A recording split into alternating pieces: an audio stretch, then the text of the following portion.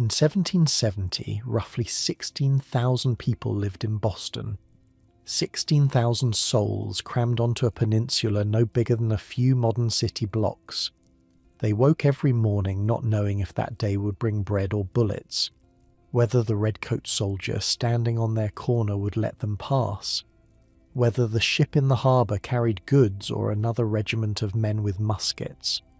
Within 5 years, half these people would flee. Within 10, their city would spark a revolution that changed the world forever.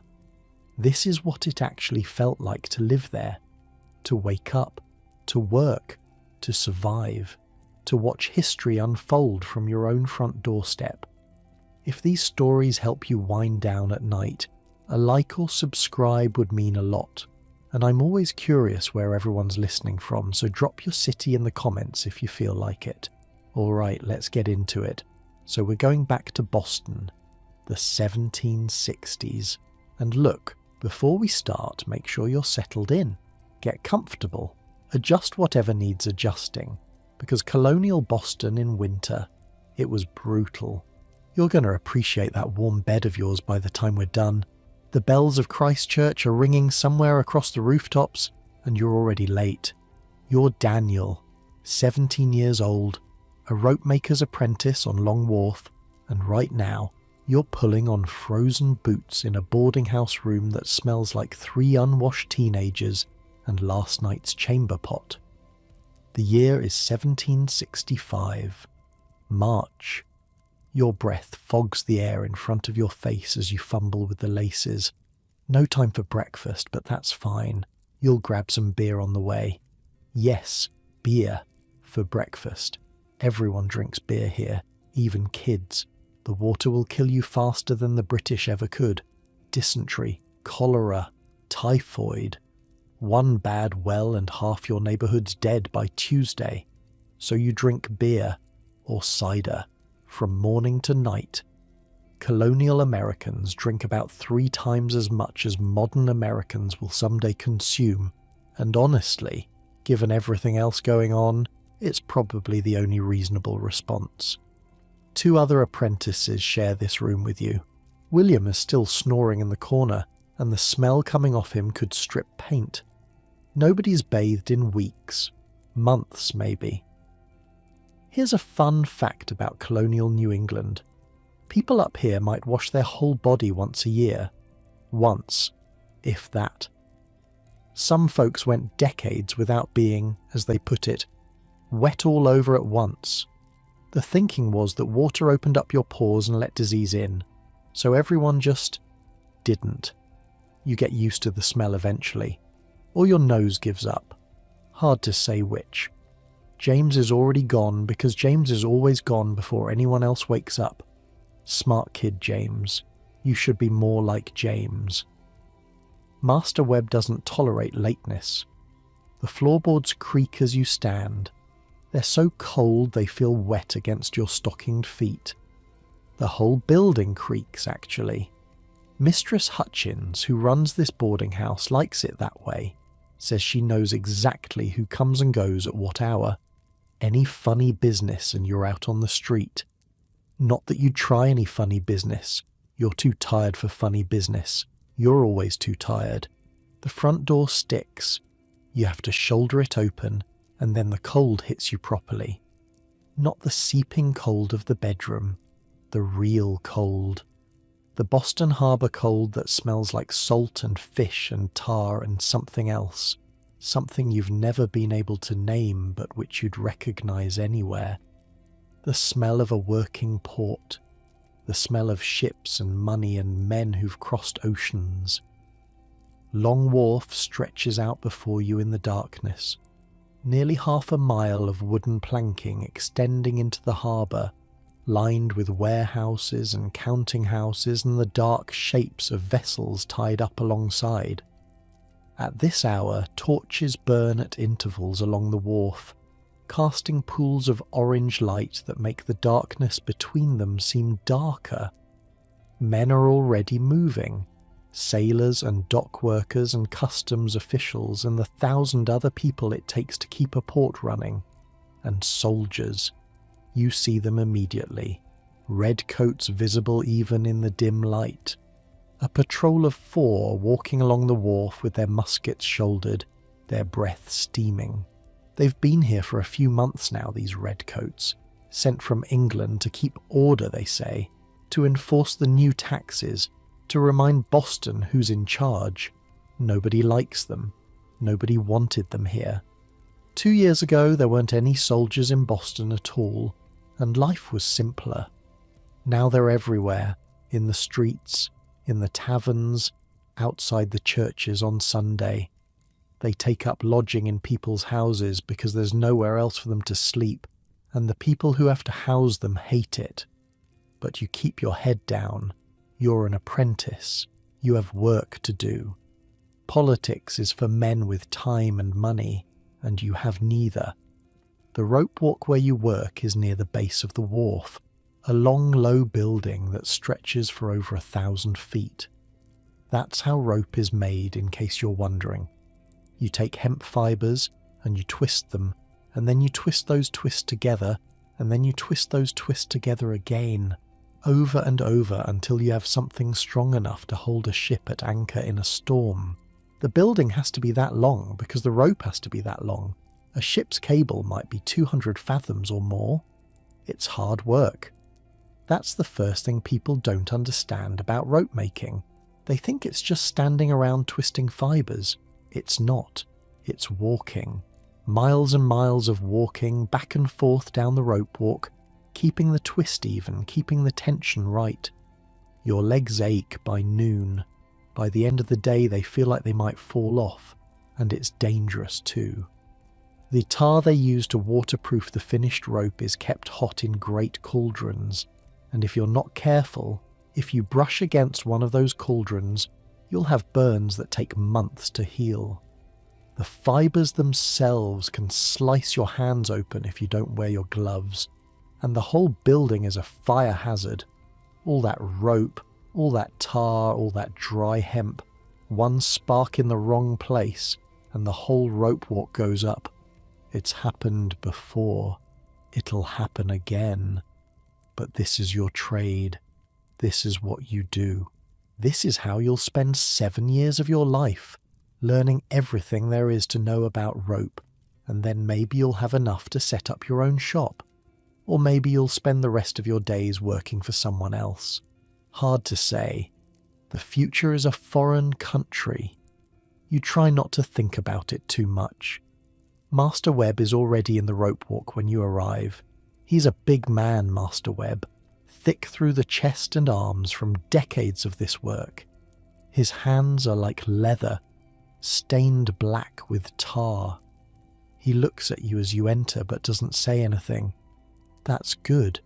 That means you're not late. There are maybe a dozen men working today, which is light. In summer there might be twice that. Boston builds ships, and ships need rope, and there's always more rope needed than hands to make it. But it's March, and some of the seasonal workers have gone to find other employment, until the warm weather brings the work flooding back. You take your place at the spinner. This is where you start every morning, feeding hemp fibres into the spinning machine while your hands twist and pull and guide the material into something usable. It's repetitive work, mind-numbing really, but that's the point. In the morning, when your brain isn't quite awake yet, you don't need work that requires thinking. You need work your hands can do while your thoughts wander, and your thoughts do wander. To the soldiers on the wharf, to the talk in the taverns about taxes and rights and something called the Stamp Act that everybody's angry about, to the news that came last week about protests in New York, people burning effigies of tax collectors, crowds smashing windows, to the murmuring that maybe the same thing will happen here. You don't understand all of it. You're 17. You're an apprentice. You care about making rope and earning your keep, and maybe someday having enough money to rent your own room instead of sharing with William and his snoring. But even you can feel it. This tension in the air, this sense that something is coming, Something bigger than any of them. Something that's going to change everything. The hours pass. The rope grows. Your arms grow tired and then grow numb and then stop complaining altogether as your body gives up on registering the discomfort. That's the secret to manual labour you've learned. Do it long enough and you stop feeling it. Your body just accepts it as normal. Around midday, a commotion outside. Voices raised. You and the other workers drift toward the door to see what's happening. On the wharf, a crowd has gathered. Maybe 50 people. Dock workers and sailors and a few well-dressed merchants too. They're surrounding something. Someone. You push forward, curious despite yourself. It's one of the soldiers. A young one, about your age, in his red coat and white breeches, standing very still while a man twice his size shouts in his face. You can't hear all the words, but you catch enough. Something about the man's sister. Something about inappropriate advances. Something about how if this lobsterback thinks he can behave this way in Boston, he has another thing coming.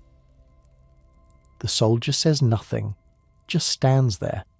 His hands are at his sides, but you can see them trembling slightly. He's scared. You can see that too.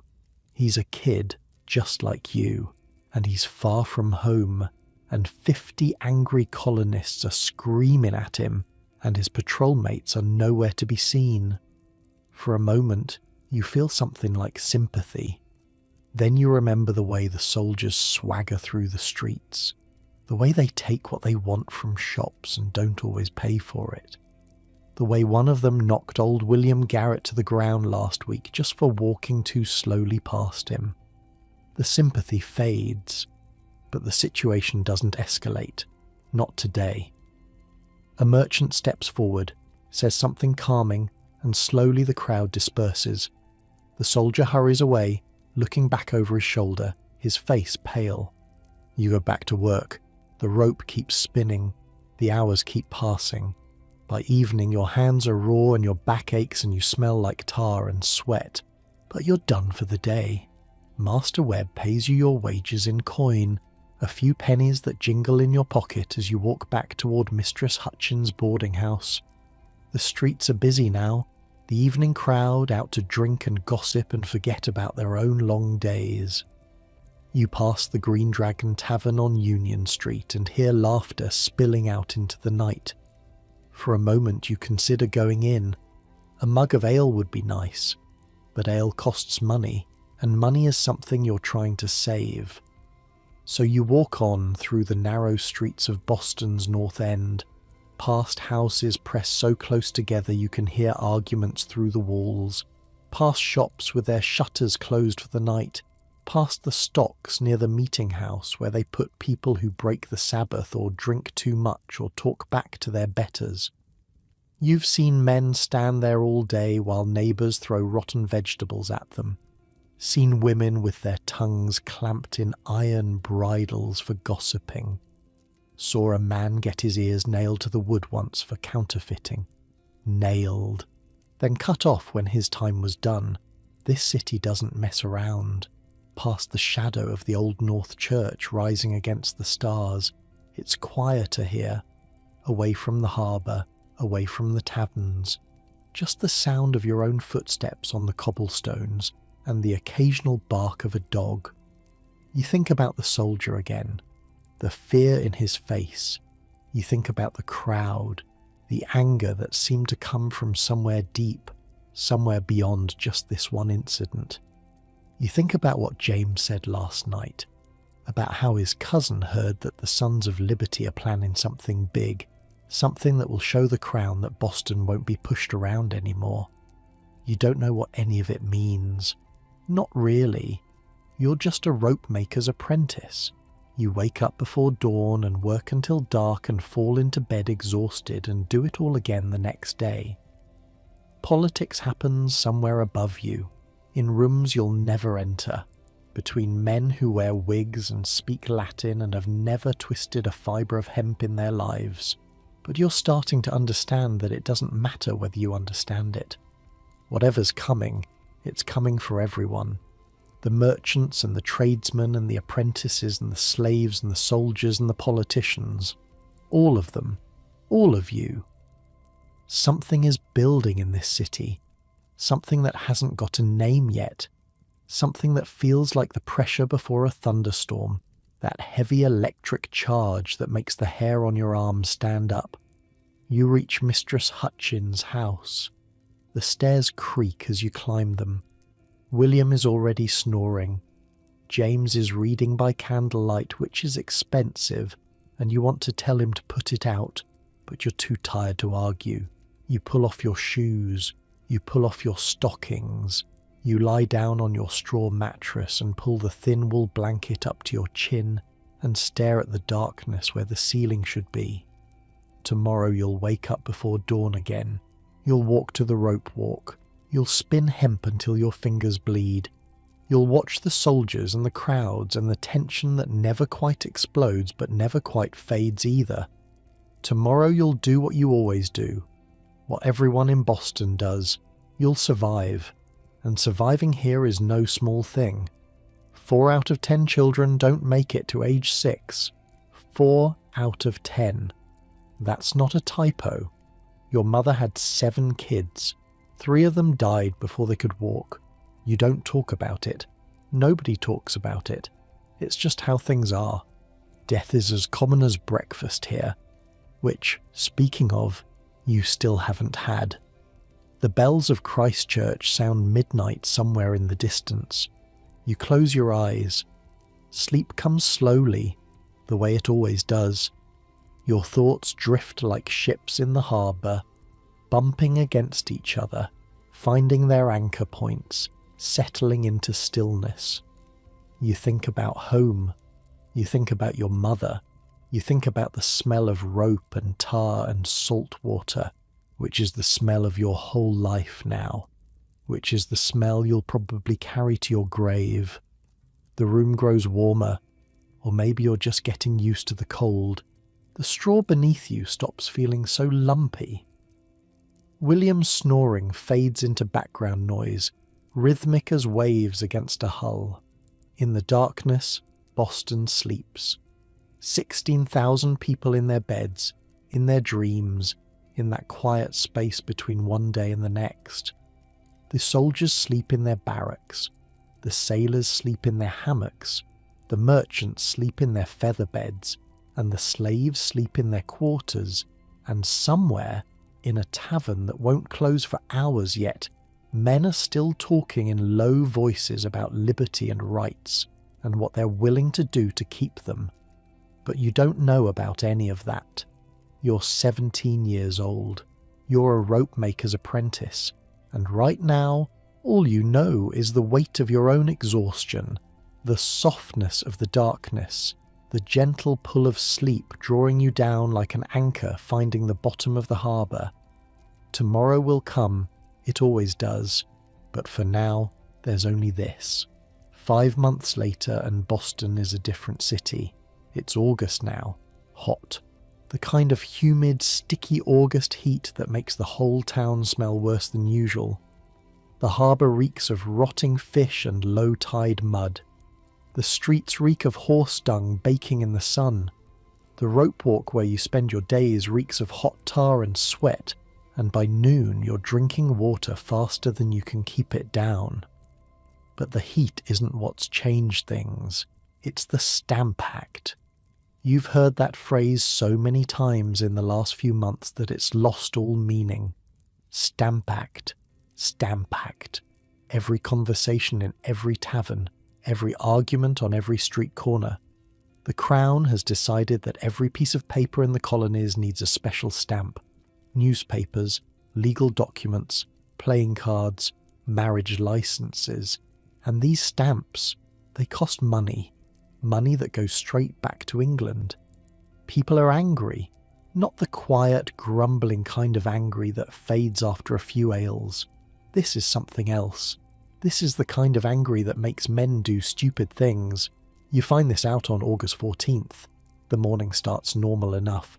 You wake up with the bells, same as always. Pull on your clothes, same as always.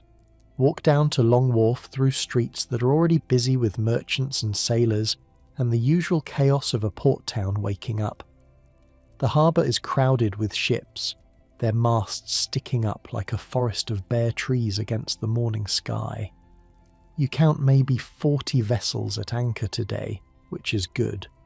More ships means more rope needed, but something feels off.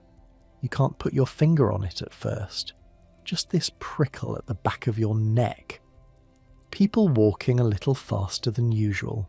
Conversations stopping when strangers pass by. That feeling you get when everyone knows something you don't. At the rope walk, Master Webb is in a foul mood. He barks orders and snaps at anyone who moves too slow, which is not like him. Usually he's gruff but fair. Today he seems wound tight as one of his own cables. Around mid-morning, James appears at your elbow. He's supposed to be working the far end of the walk, but here he is, eyes bright with something that looks like excitement. "You hear about the tree?" he asks, keeping his voice low. "What tree?" "The big elm.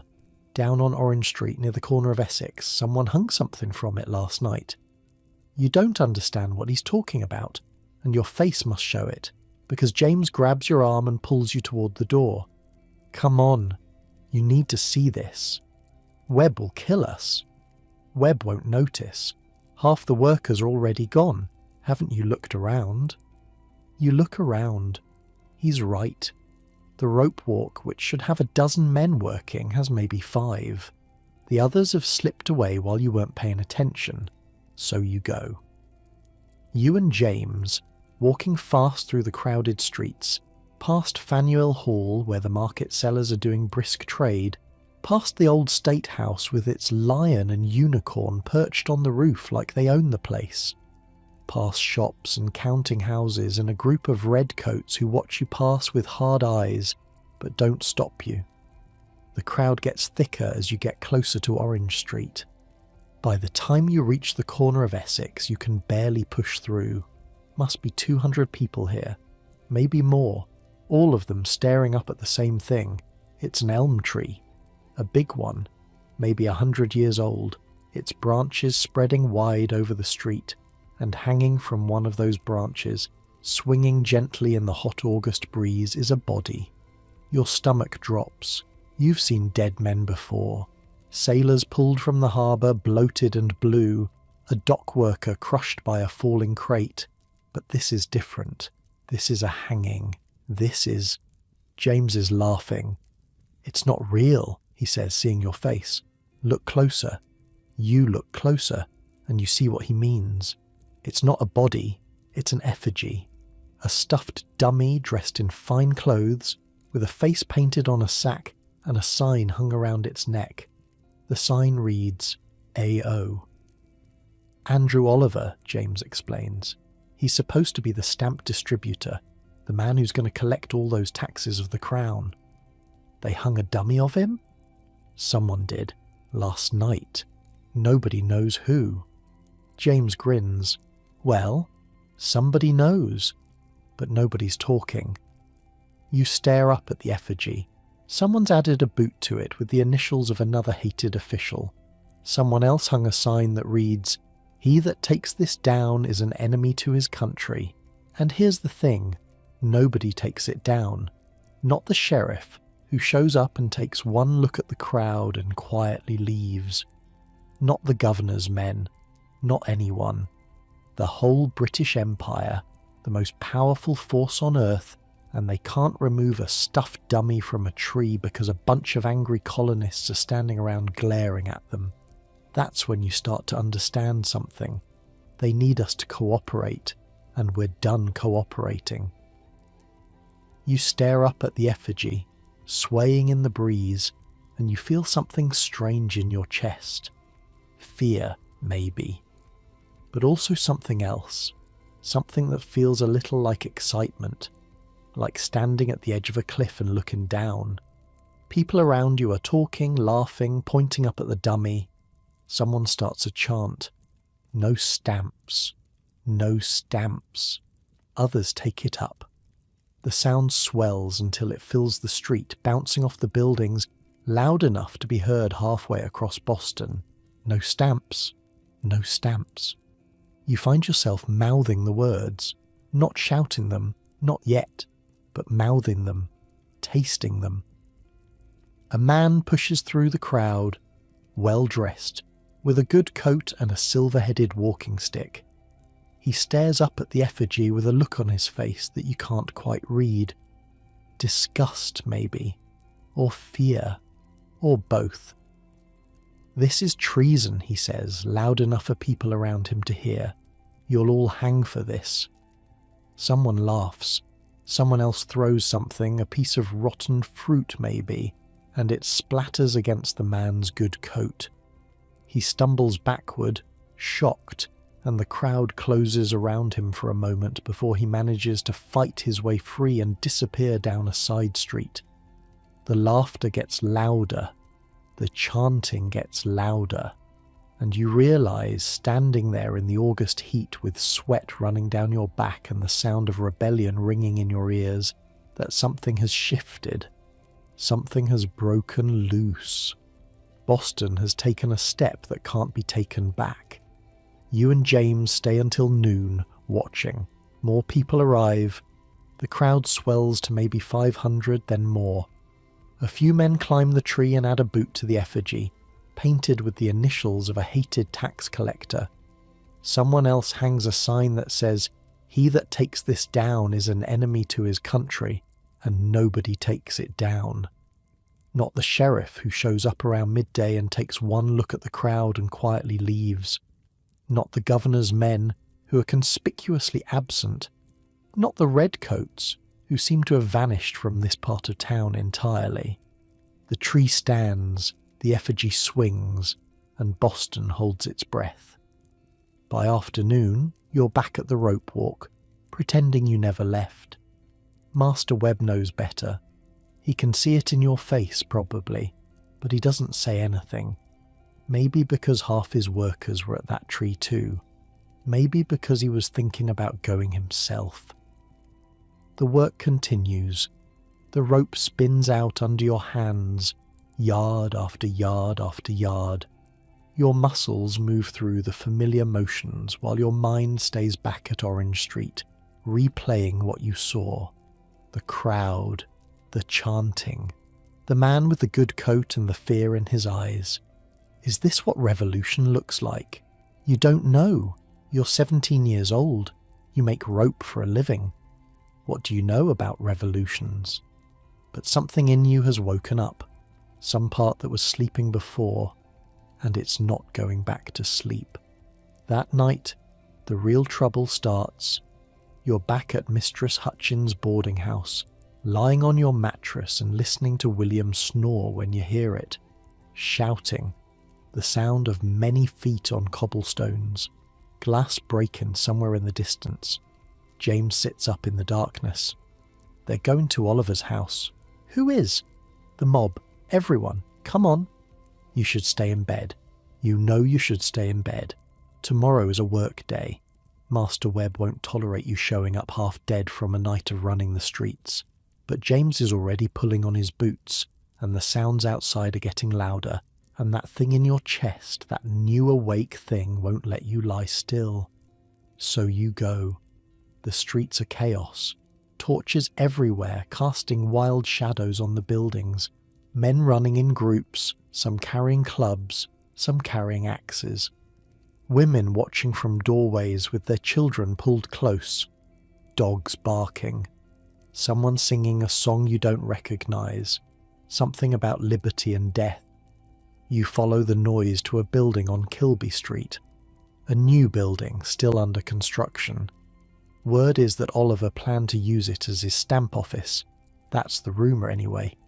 Whether it's true or not doesn't seem to matter anymore. The crowd is tearing it apart. You watch, stunned, as men attack the building with axes and hammers in their bare hands. Wood splinters, glass shatters. The frame groans and then gives way, collapsing in a cloud of dust while the crowd roars its approval. And then someone shouts, "To Oliver's house!" To his house. The mob surges forward.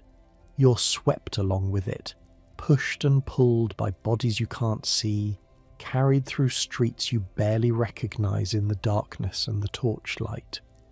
James is somewhere beside you, his face lit orange by the flames, his eyes wide and wild. This is madness. This is absolute madness. And you can't stop. You don't want to stop. Oliver's house is a fine one down near Fort Hill. By the time the mob arrives, the man himself has fled. Smart of him. Because what happens next isn't pretty. They start with the windows, every pane of glass smashed. Then the door, battered in with a log that must have taken 20 men to carry. Then they're inside, and you can hear crashes and screams and laughter echoing out into the night. Furniture comes flying through broken windows. Paintings, books, fine china that shatters on the cobblestones. Someone finds Oliver's wine cellar and bottles start passing through the crowd, hand to hand, mouth to mouth. You don't go inside. Something holds you back. Some last shred of the boy who just wants to make rope and earn his keep and stay out of trouble. You stand in the street and watch, and feel your heart pounding like it's trying to escape your chest. A man stumbles out of the house wearing one of Oliver's wigs, doing an exaggerated bow while the crowd howls with laughter. Another man follows carrying a portrait, holds it up for everyone to see, then throws it on a fire that's been started in the middle of the street. The flames leap. The crowd cheers.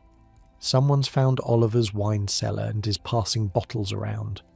A woman near you is wearing what looks like one of Mrs. Oliver's dresses, twirling in the firelight like she's at a ball.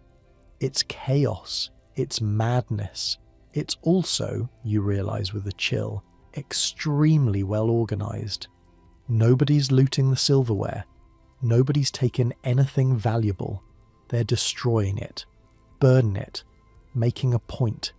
This isn't a robbery. It's a message. And somewhere in the city, church bells start ringing. Not for a fire, not for a funeral, for something new. Something that doesn't have a name yet. By dawn, it's over. The mob melts away as the first grey light creeps over the harbour. Men who were screaming for blood a few hours ago walk quietly home to their wives and children, their faces tired, their hands dirty. You make it back to Mistress Hutchins' place just as the bells ring for morning. No sleep. Your eyes burn. Your throat is raw from smoke and shouting. But you have to work. If you don't work, you don't eat. So you wash your face in cold water, pull on your work clothes, and walk down to the rope walk like nothing happened. Master Webb looks at you when you arrive. Looks at the soot on your face that you didn't quite get off. Looks at the redness in your eyes. He opens his mouth like he's going to say something. Then he closes it again, nods toward the spinner, and you get to work. The rope doesn't care about revolutions. The rope just needs to be twisted yard after yard, same as yesterday, same as tomorrow. Your hands know what to do. Your body moves through the motions, and your mind drifts back to the night before. The shouting, the fire, the portrait curling and blackening in the flames. Is this the beginning, or is this the end of something? You don't know. You're too tired to know. You're too tired for anything except putting one foot in front of the other, twisting one strand around another, staying awake long enough to earn your pay and go home and fall into bed. But even as you work, you can feel it. The city has changed. Something cracked open last night and it's not going to close again. Outside the rope walk, Boston is quiet. Too quiet. The usual bustle of the harbour seems muted, hushed. People walking with their heads down, avoiding each other's eyes. Soldiers patrolling in pairs, their hands on their muskets. Everyone waiting. Everyone wondering what happens next. And you? You're just a rope maker's apprentice, 17 years old, hands covered in tar, back aching from work, eyes stinging from smoke and lack of sleep.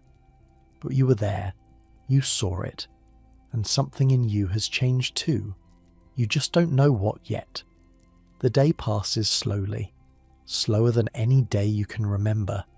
Every hour feels like 3, every yard of rope feels like a mile. By the time Master Webb dismisses you, the sun is already setting, painting the harbour in shades of red and orange that look too much like the fires from last night. You walk back to the boarding house through streets that feel different now. The same buildings, the same cobblestones, the same smell of salt and fish and tar. But everything has shifted somehow, like looking at a familiar face and suddenly seeing someone new behind the eyes. William is asleep already when you get back. James is sitting on his bed, staring at nothing, his face pale in the candlelight. "They say Hutchinson's house is next," he whispers. "The Lieutenant Governor. They say the mob is going after him tomorrow night." You don't answer. You're too tired to answer. You pull off your boots and lie down and close your eyes and try not to think about anything at all. Sleep takes you fast this time, deep and dreamless. Your body giving up the fight, surrendering to exhaustion. Tomorrow more rope. Tomorrow more work. Tomorrow maybe more chaos. But right now, there's only the darkness behind your eyes. Only the steady rhythm of William's snoring. Only the distant sound of the harbour, waves lapping against hulls, ships creaking at their moorings. Boston sleeps, or tries to sleep, waiting for whatever comes next. Andrew Oliver resigned his position as stamp distributor the day after the mob destroyed his house. Smart man. He stood on the stump of the Liberty Tree, that same elm on Orange Street, and announced to a crowd of thousands that he wanted nothing more to do with stamps or taxes or anything that might bring another visit from his neighbours in the night. The crowd cheered. Someone bought drinks for the whole street, and for a little while, Boston felt like it had won something. But then November came, and the Stamp Act was supposed to go into effect, and suddenly nobody knew what would happen. Would ships refuse to sail without stamped papers? Would the courts close? Would business grind to a halt? Turns out, Boston had an answer for that too. They just ignored the whole thing. Ships sailed anyway. Courts stayed open. Newspapers printed without stamps. And the Crown, 3,000 miles away across an ocean, couldn't do a thing about it. You learned all this in pieces over weeks and months, conversations at the rope walk, gossip at the market, and eventually at the Green Dragon. The first time you actually walked through those doors was in late October, a few weeks after your 18th birthday. James dragged you in. He'd been spending more time there lately, coming back to the boarding house late at night smelling like tobacco and rum, with a look on his face like he knew secrets he couldn't share. "You need to meet some people," he said. That's all he'd tell you. The tavern was on Union Street, a wooden building with a sign hanging over the door. The sign showed a dragon, painted green, looking fierce and a little ridiculous at the same time. Inside, the main room was crowded and loud and thick with pipe smoke. Men packed around rough wooden tables, drinking ale and arguing about politics and laughing at jokes you couldn't hear. Here's something about colonial taverns. They're basically the internet of the 1760s. Post office, tavern, news, tavern, courthouse, sometimes a tavern, political organising, definitely a tavern. The average colonist drinks about 3.5 gallons of alcohol a year, and most of it gets consumed in places like this. Boston alone has over 100 licensed taverns for 16,000 people. That's one tavern for every 160 residents. These people like to drink and talk and drink while talking. James led you through the crowd, nodding at people he knew, until you reached a door at the back. A big man stood beside it, arms crossed, watching everyone who passed with flat, careful eyes. "He's with me," James said. The big man looked at you. Really looked, like he was memorizing your face. Then he stepped aside. Behind the door was a staircase leading down. You followed James into a basement room that was smaller than the one upstairs, but somehow more intense. Maybe 24 men sat around tables or stood in small clusters, talking in low voices. Candles flickered on the walls. The air smelled like beer and sweat and something else, something sharp. Danger, maybe. Or just the smell of men planning things they shouldn't be planning. "Welcome to the Dragon's Den," James said with a grin. You recognized some faces. A silversmith from the North End who'd done some work for Master Webb. A printer whose shop you'd walked past 100 times. A doctor still wearing his good coat, and mixed in with them, ordinary working men. Rope makers like you. Coopers and blacksmiths and dock workers. All of them here, in this basement, doing something that felt important even if you didn't understand what yet. A man approached you, older, maybe 40, with a face that looked like it had seen trouble and come out the other side. He had ink stains on his fingers. "James says you were at Oliver's house that night." It wasn't a question. "I was in the street," you said. "I didn't go inside." "But you were there." "Yes." He studied you for a long moment. Then he stuck out his hand. "Name's Eades, Benjamin Eades. I print the Gazette." You shook his hand. His grip was firm, his palm rough with calluses. "The Gazette's been writing about the Stamp Act," you said. Stupid thing to say. Everyone knew the Gazette had been writing about the Stamp Act. But Eades just smiled. "We've been writing about a lot of things, and we're going to keep writing. The question is, are men like you going to keep reading, keep showing up, keep making sure the Crown knows we won't be pushed around?" You didn't know how to answer that. A month ago you were just a rope maker. Now you were standing in a basement with men who were talking about pushing back against the most powerful empire in the world. "I'll show up," you heard yourself say. Eades nodded like that was the answer he expected. "Good man. James, get him something to drink." That first night you mostly listened, sat in a corner with a mug of ale and watched and absorbed. The conversations flowed around you, full of names and plans and grievances you didn't fully understand. Someone mentioned Samuel Adams, and heads nodded with respect. Someone else talked about letters being sent to the other colonies, to New York and Philadelphia and Virginia, about coordinating resistance. Someone used the phrase "Sons of Liberty," and a ripple went through the room, men sitting up straighter, eyes brighter. You didn't speak up. What would you say? You were 18 years old. You made rope. These men were printers and merchants and doctors, men with education and money and connections. What did you have to offer? But James caught your eye across the room and gave you a small nod, and somehow that was enough. You belonged here. You didn't know why yet, but you belonged. The months that followed were strange ones. On the surface, nothing changed.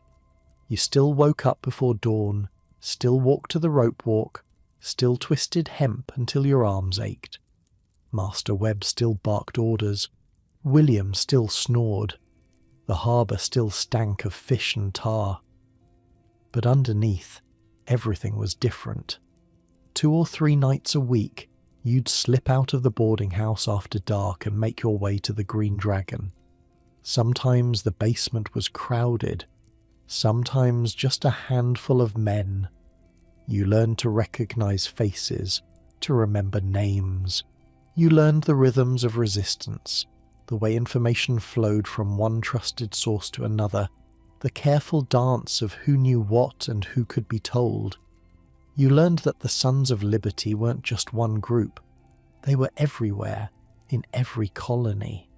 Farmers and lawyers and shopkeepers and sailors, all of them angry about the same things, all of them pushing back against a government that treated them like children to be managed rather than citizens to be respected.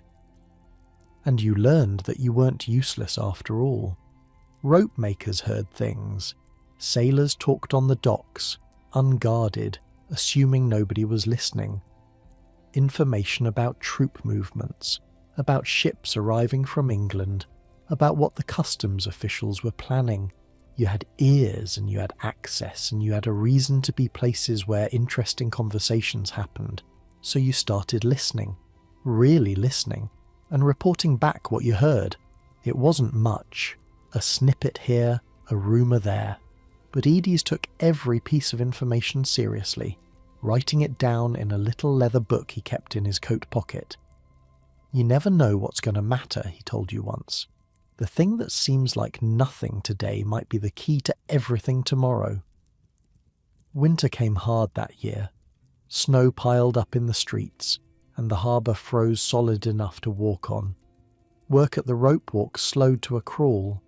Ships couldn't sail, which meant ships didn't need rope, which meant you spent long days with nothing to do but stay warm and wait. The cold was brutal, not like any winter you remembered. The boarding house felt like an icebox, and even with all three of you huddled around the tiny fireplace, your breath still fogged in the air. Mistress Hutchins rationed the firewood, said it was expensive this year, said everyone would have to make do. You wore your coat to bed, your stockings too. Still woke up shivering most mornings. Here's a fun thing about colonial winters. If you're poor and you don't have enough firewood, you might actually freeze to death in your own home. Happens all the time. Old folks mostly. Babies. Anyone too weak to keep the fire going. The wealthy hire servants to tend their fires around the clock. You wake up at 3 a.m. with ice on the inside of the windows and pray the embers haven't gone completely cold. Food got scarce when the harbour froze. No ships coming in meant no fresh supplies, and the prices at the market climbed until a loaf of bread cost twice what it had in autumn. You learned to make do with less. A bowl of thin porridge in the morning, maybe some salt pork at midday if you were lucky. Your belt got tighter, so did everyone else's, but you didn't complain. Nobody complained. Compared to what some folks had, you were doing fine. At least you had a roof. At least you had work waiting when the thaw came. Some people had nothing at all. You spent a lot of that winter at the Green Dragon. The basement became almost like a second home. You got to know the regulars. The silversmith, whose name was Paul, had a way of drawing people out, making them feel like their opinions mattered. The doctor, Joseph, always seemed to know things before anyone else, like he had sources nobody could identify.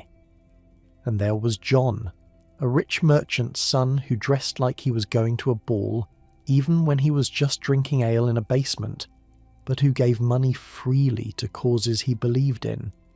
They became something like friends. Or maybe not friends exactly. Something else. Brothers in a fight that none of you had asked for, but none of you could walk away from.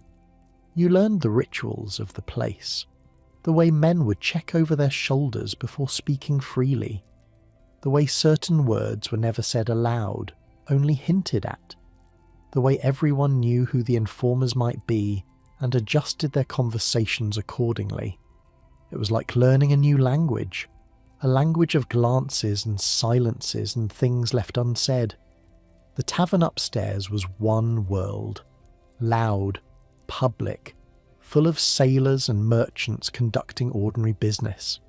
The basement was another, quieter, more careful, a place where men could speak their minds without worrying who might be listening. You learned to move between those worlds, upstairs for a drink and a laugh after work, downstairs when the real conversations happened. It became second nature after a while, like having two lives that only you knew about. One night in late February, word came through that changed everything. You were in the basement when a man burst through the door, breathless, snow melting in his hair. He'd just come from the docks, he said. A ship had arrived from England with news. The Stamp Act had been repealed. For a moment nobody moved. Then someone let out a whoop and the room exploded. Men hugging each other, pounding backs, shouting so loud it must have been heard in the street above. Someone produced a bottle of good rum, and it made the rounds, everyone taking a drink, toasting to victory. You found yourself laughing, though you weren't sure why. Your eyes were wet. So were other men's eyes, though nobody mentioned it. "We did it," James said, grabbing your shoulders. "We actually did it." Had you done it? You weren't sure. You'd made rope and listened at the docks and sat in a basement drinking ale while other men made plans. But maybe that was enough. Maybe that was what resistance looked like. Not just the big gestures, the mobs and the riots and the effigies swinging from trees, but the small things too. The showing up, the refusing to go along quietly, the being part of something bigger than yourself. The celebration went on until dawn. By the time you stumbled back to the boarding house, the sun was coming up over the harbour, painting the snow pink and gold. Your head throbbed, your legs felt like they might give out. But you were smiling. It was over. The Stamp Act was dead. Boston had won. Except it wasn't over. Not really. You learned that soon enough. The repeal came with strings attached. Parliament passed something called the Declaratory Act, which basically said that even though they were backing down on stamps, they still had the right to tax the colonies whenever they wanted. They were just choosing not to, for now. And the soldiers were still there.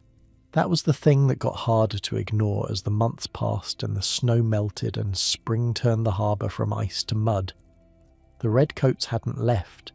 If anything, there were more of them, patrolling the streets, watching the docks, standing outside the Green Dragon some nights like they knew exactly what was happening inside. The tension that had exploded in August didn't go away. It just went underground, simmering, waiting. You felt it every day at the rope walk. The workers talked in lower voices now, glanced over their shoulders before saying anything that might be considered dangerous. A man named Patrick got into an argument with a soldier over a card game and ended up with a broken nose. A shop owner on King Street had his windows smashed after someone accused him of being a loyalist. Boston was a city holding its breath, everyone waiting for the next thing to happen, nobody knowing what that thing would be.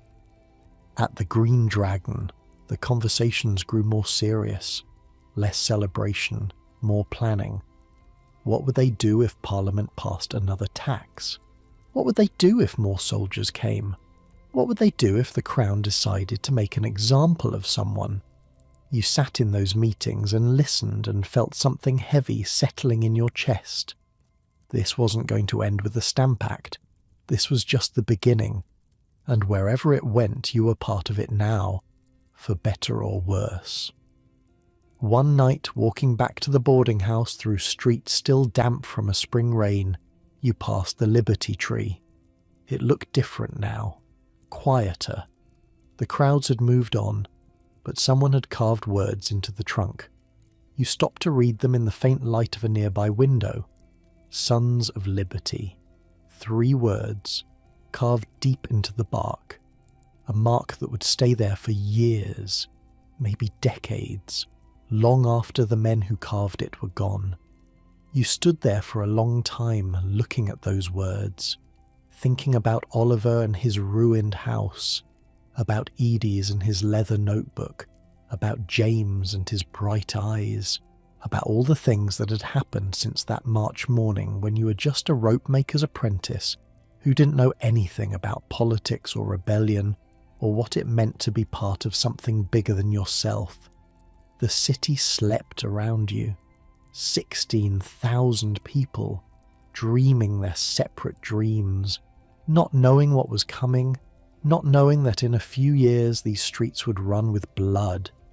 But you knew, or at least you suspected, standing there in the rain, looking at words carved into a tree. You understood that this wasn't over. It was just beginning. 2 years passed. Quiet years, mostly. The kind of years that make you think maybe things are settling down, maybe the worst is over, maybe you can go back to just being a rope maker without all the rest of it. You should have known better. By 1767, you're 20 years old. Not a boy anymore. Your shoulders have filled out from years of pulling and twisting at the walk.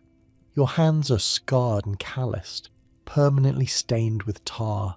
Master Webb has started giving you more responsibility, letting you supervise the younger apprentices, trusting you with the finer work that requires experience. You're good at this job. Turns out you're good at most things if you do them long enough. James finished his apprenticeship last spring. He's working at a different rope walk now, down near Griffin's Wharf, earning journeyman wages. You still see him at the Green Dragon most weeks, still share a drink and catch up on news, but it's different now. He's got a girl he's courting, a cooper's daughter named Sarah who blushes every time his name comes up. He's thinking about the future, marriage, children, a shop of his own someday. You think about those things too sometimes. Late at night, lying on your mattress, listening to the new apprentice snore in the corner. William's gone too, shipped out on a merchant vessel bound for the West Indies. Said he wanted to see something other than Boston before he got too old. You wonder sometimes if he made it. If he's somewhere warm right now, drinking rum under palm trees while you freeze through another New England winter. But mostly you don't think about the future. There's too much happening in the present. Parliament passed new taxes. Again. They're calling it the Townshend Acts, after the minister who dreamed them up. Taxes on glass, lead, paper, paint, and tea. Everything the colonies need to import from England. The money's supposed to pay for the soldiers stationed here, which feels like a special kind of insult, making us pay for our own occupation. The Green Dragon has been busy. More meetings, more planning, more talk about what to do. The non-importation agreements are back. Merchants pledging not to buy British goods until the taxes are repealed. Lists published in the Gazette naming anyone who breaks the agreement. Crowds gathering outside the shops of men who refuse to sign. It's not as dramatic as the riots back in '65. No effigies swinging from trees, no houses torn apart. But there's a tension now that doesn't let up. A low hum of anger that runs through everything. Every conversation, every transaction, every sideways glance between colonists and soldiers on the street. And there are more soldiers now. A lot more. They started arriving in October of '68. Ship after ship sailing into the harbour, unloading regiment after regiment. The 14th, the 29th, artillery units with their cannons. By the time they stopped coming, there were nearly 4,000 troops in a town of 16,000 people. 1 soldier for every 4 civilians. Think about that for a second. 1 armed soldier for every 4 people. In your neighbourhood, on your street, outside your church. Imagine going to get groceries and passing a guy with a musket every 30 feet. That's Boston now. They set up camp on Boston Common.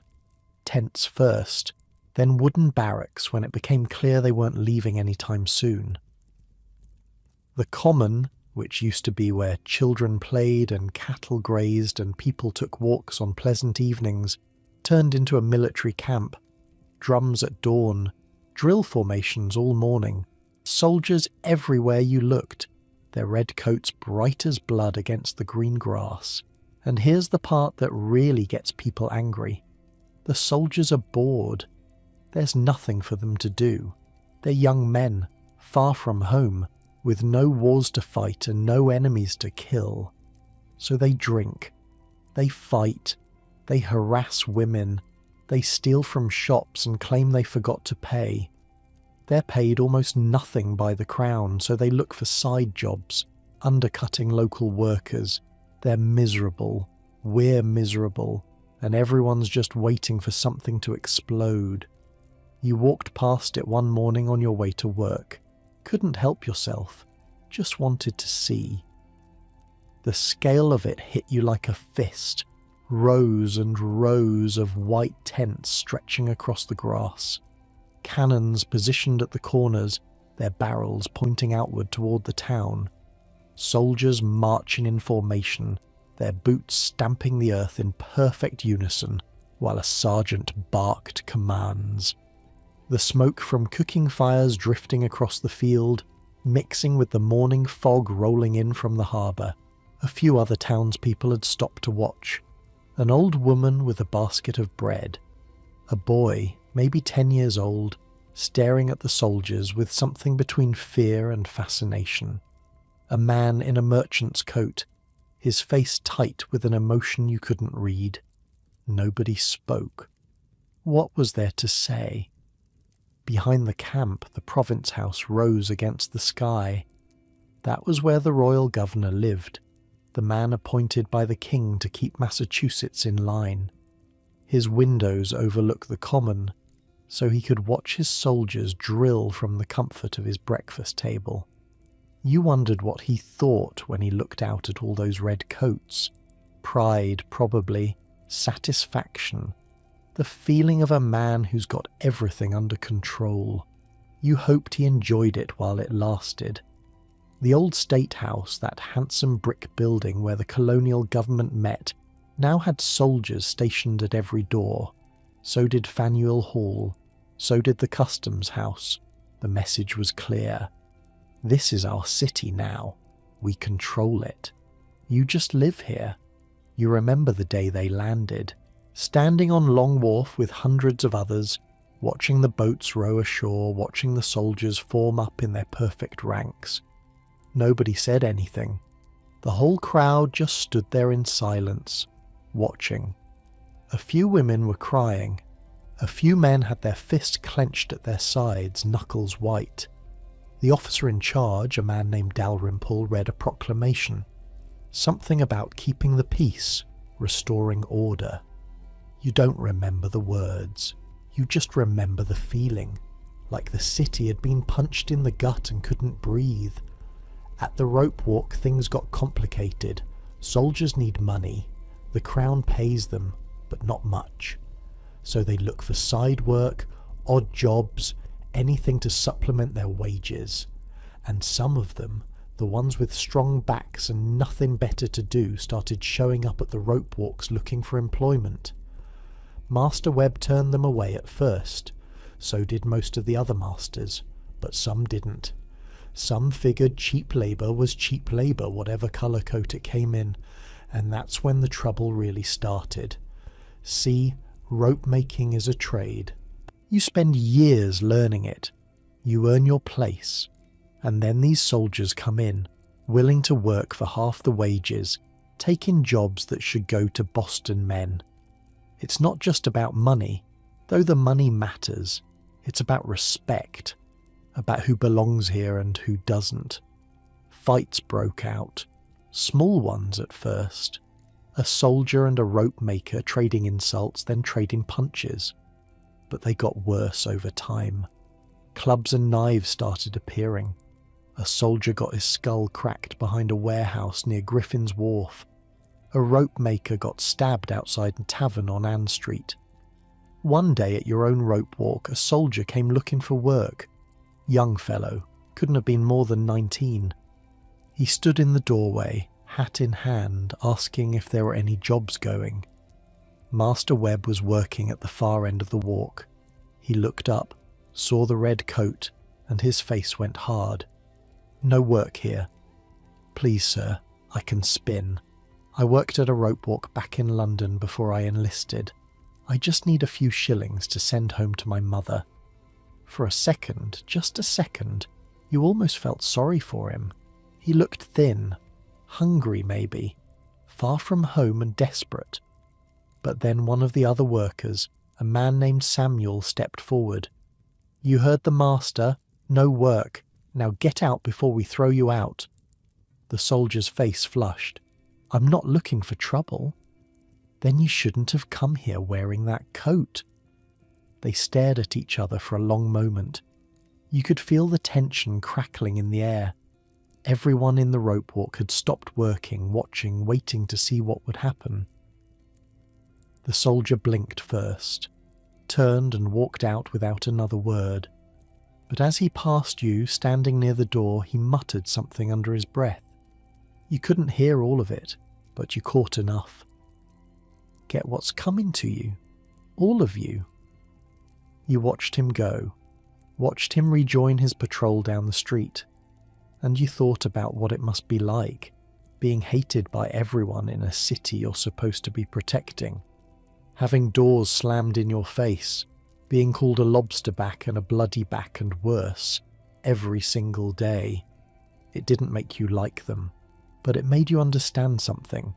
This wasn't just us against them, it was scared people against scared people, everyone afraid, everyone angry, everyone waiting for something to break. The masters tried to keep things calm, so did the officers. Nobody wanted a full-scale brawl. But the anger was always there, simmering just below the surface. All it would take was one spark. You tried to stay out of it, kept your head down, did your work, went to the Green Dragon at night and then home to bed. But it was hard. The soldiers were everywhere, in the streets, in the taverns, outside the churches. You couldn't go a day without some kind of confrontation. One afternoon in late summer, you were walking back from the market when a group of soldiers blocked your path. 4 of them, young, maybe your age or younger. They'd been drinking. You could smell it on them from 10 feet away. Rum and sweat and that particular stink of men who haven't bathed in months. Which, to be fair, describes most of Boston. But on them it seems worse somehow. "Where you going, rope man?" You didn't answer. Just tried to step around them. One of them grabbed your arm. "I asked you a question." "Home. I'm going home." "Home?" He said it like it was funny. "You hear that, boys? The rebel's going home." The others laughed. The one holding your arm squeezed tighter. He had a pockmarked face and yellow teeth and breath that could knock a horse unconscious. His uniform was dirty, the red faded to something like rust.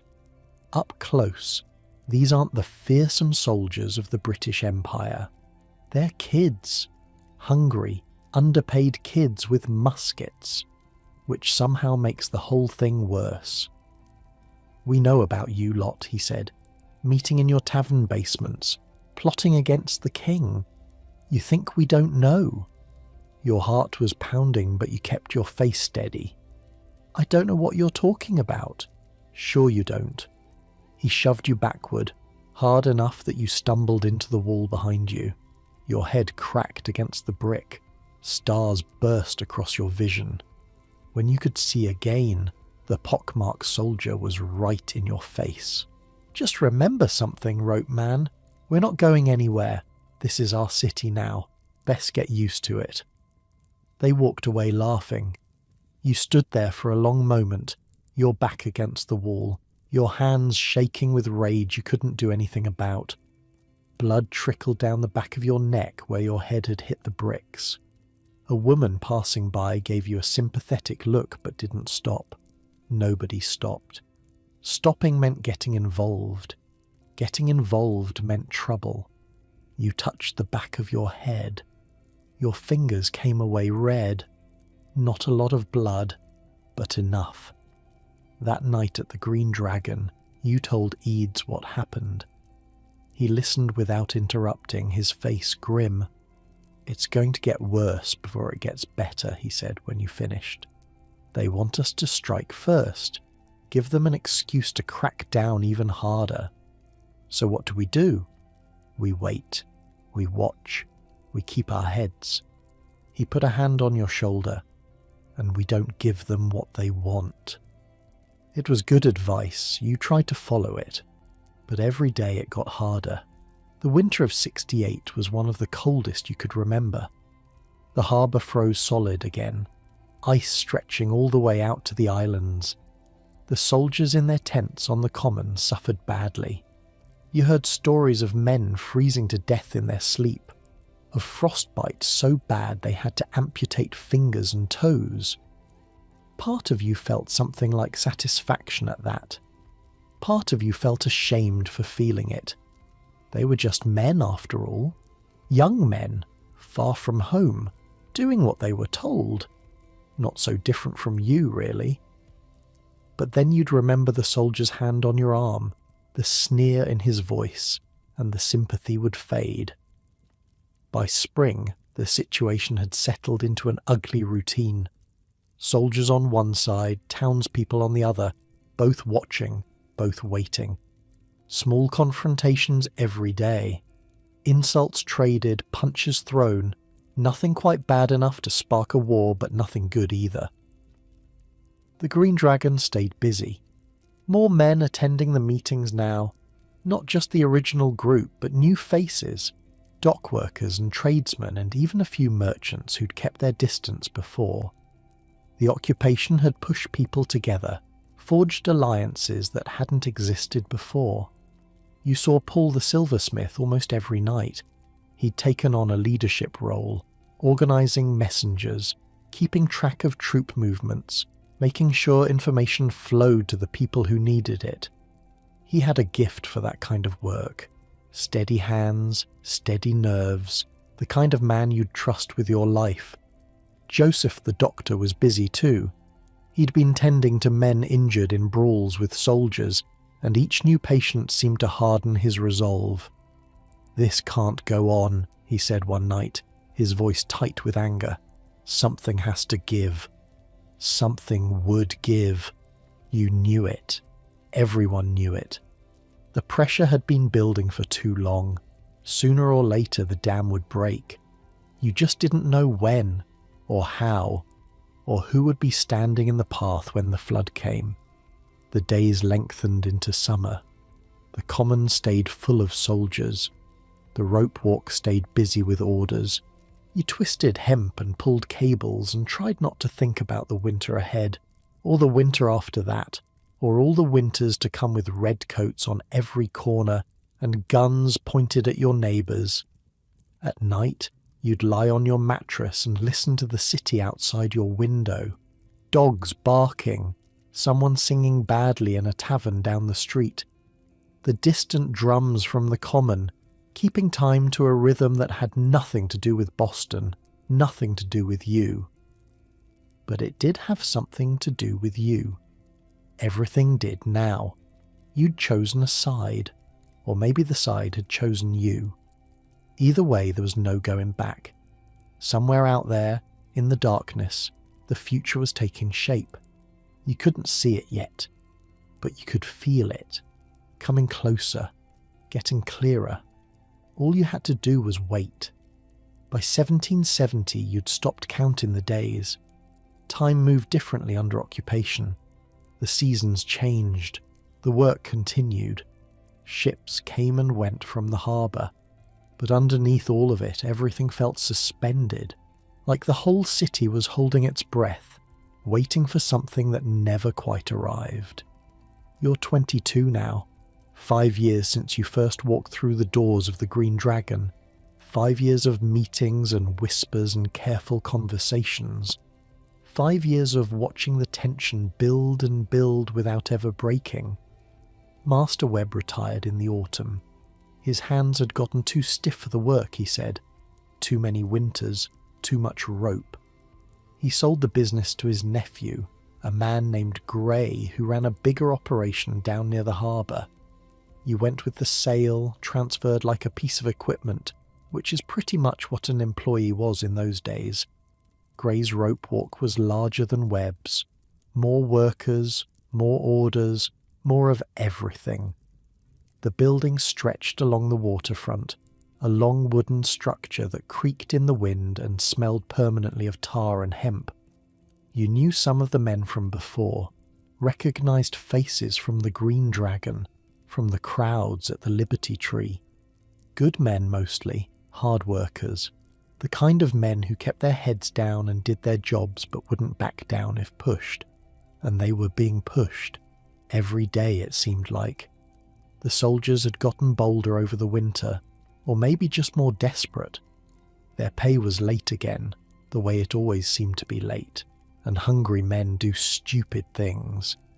They came round the rope walks looking for work, same as before.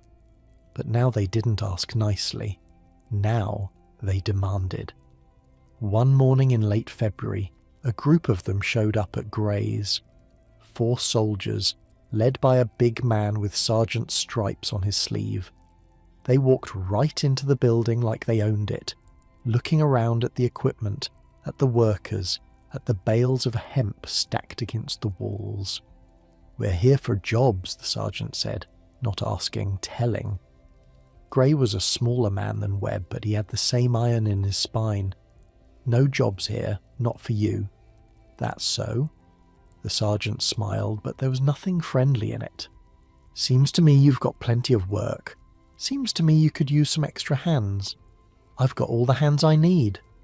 The soldiers spread out, walking along the rope walk, running their fingers over the equipment.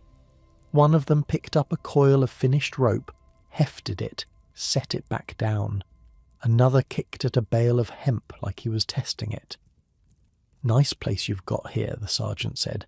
"Be a shame if something happened to it." Nobody moved. Nobody spoke. You could hear the harbour outside, the cry of gulls, the creak of ships at anchor. Everything else was silent. Gray's voice was steady when he answered. "Are you threatening me, Sergeant?" "Threatening? No, sir, just making an observation."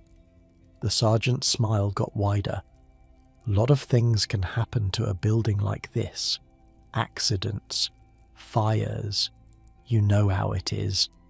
He turned and walked out. The other soldiers followed. Nobody said anything until they were gone, until their footsteps had faded down the street.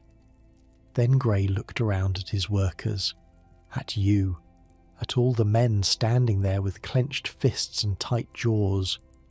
"Back to work," he said quietly. "All of you, back to work." You went back to work.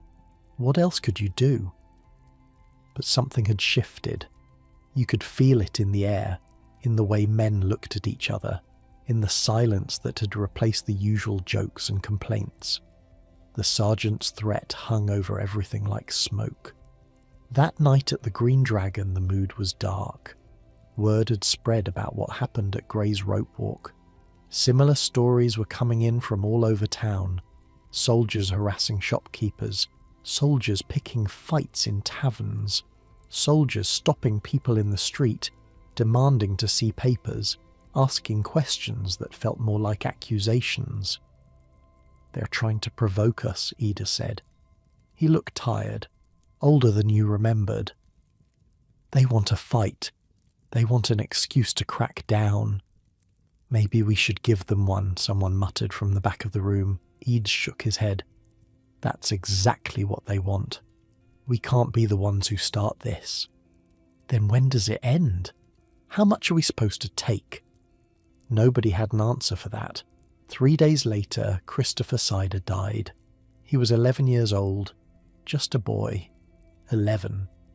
He'd been part of a crowd outside a shop on Middle Street, a shop owned by a man named Richardson, who'd been importing British goods in violation of the non-importation agreement. The crowd was throwing things at the shop. Stones, garbage, the usual. Richardson came out with a gun, said he was defending his property, said the crowd was going to tear the place apart. He fired into the crowd, into a crowd full of children. The ball hit Christopher in the chest. He fell in the street, blood spreading across his shirt, and by the time anyone could get him to a doctor it was too late. 11 years old, died because he threw a rock at a window. Here's what gets me about this. Richardson was arrested. Good. He was tried. Good. He was convicted of murder. Great. Then the governor pardoned him. Let him go. Because apparently killing an 11-year-old isn't a crime if the 11-year-old was being disrespectful to a loyalist merchant. You want to know why the revolution happened? This is why. The funeral was 5 days later. You'd never seen anything like it. They started at the Liberty Tree. Thousands of people gathered there, packed so tight you could barely move. Men and women and children, rich merchants and poor labourers, everyone dressed in their darkest clothes, everyone silent. The coffin was small, too small. It sat on a cart decorated with banners that read, "The Fatal Effects of Arbitrary Government." The procession stretched for half a mile, maybe more. Some said 5,000 people marched. Others said closer to 10,000. In a city of 16,000, that's most of the population. Children walking alongside their parents, old men who hadn't left their homes in years. Everyone.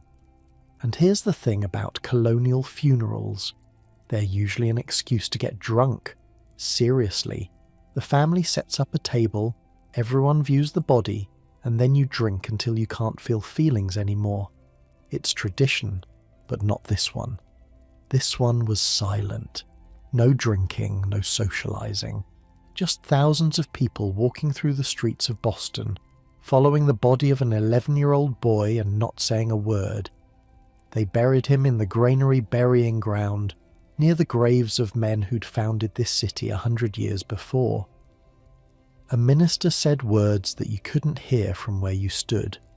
Then it was over. But it wasn't over. Not really.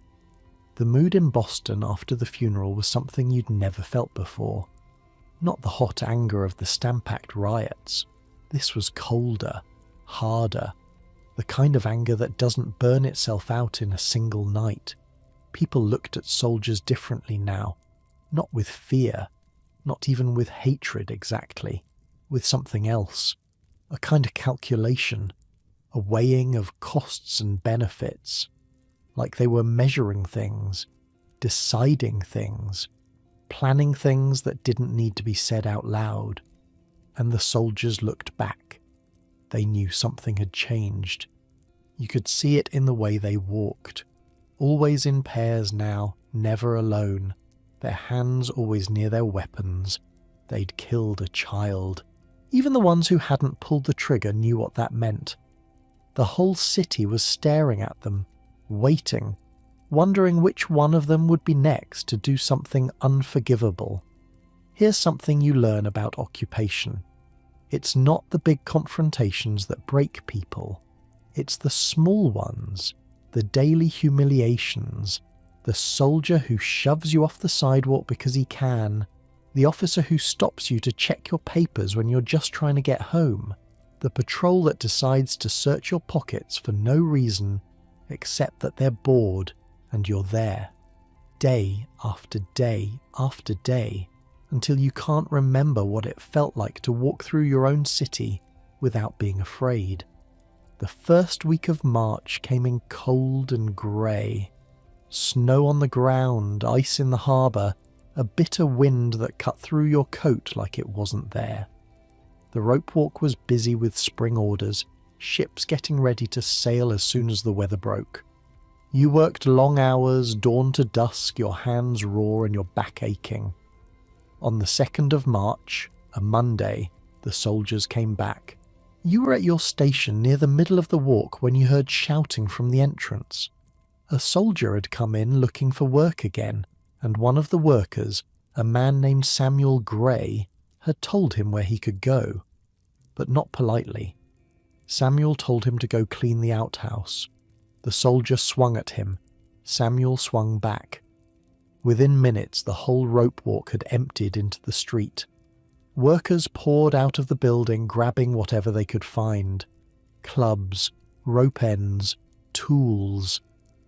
The soldiers called for reinforcements, and soon there were dozens of them, red coats everywhere, the whole street turning into a brawl. Here's the thing about a street fight with soldiers. They have training, they have weapons, they have each other's backs. What you have is numbers and anger, and a lifetime of resentment that's been building since the first redcoat stepped off a boat in your harbour. Sometimes that's enough, sometimes it's not. You don't remember much of what happened next, just fragments. A soldier's face twisted with rage coming at you, the crack of a club against someone's skull, shouting and screaming and the taste of blood in your mouth, though you weren't sure if it was yours or someone else's.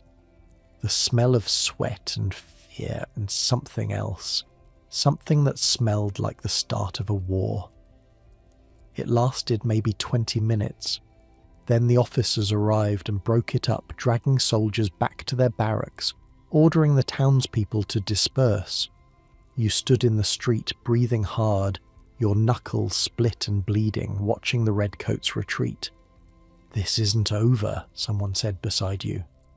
A rope maker, his face bruised, his eyes bright with something dangerous. Not by a long shot. He was right. Over the next 2 days there were more fights, smaller ones scattered across the town, soldiers and civilians clashing wherever they met. The officers tried to keep their men confined to barracks, but some of them slipped out anyway, looking for revenge. And the townspeople were looking too. Groups of young men roaming the streets after dark, carrying clubs, daring any soldier they saw to start something. It was like the whole city had caught fire, a slow burn that nobody could put out. Wednesday night, the 4th of March, you went to the Green Dragon. The basement was packed. More men than you'd ever seen there, crammed into every corner, talking in urgent whispers. The air was thick with tobacco smoke and tension. "Something's going to happen," James said.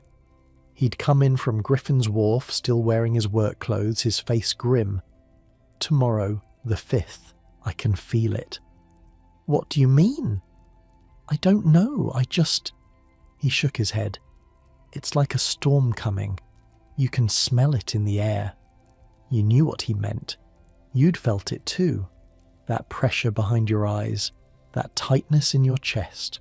The whole city felt like a rope pulled too tight, fibers straining, ready to snap. 3 days of fighting, 3 days of soldiers and workers beating each other bloody in the streets. 3 days of threats and counter-threats and promises of revenge. Something had to give. Eid stood up at the front of the room. The crowd went quiet.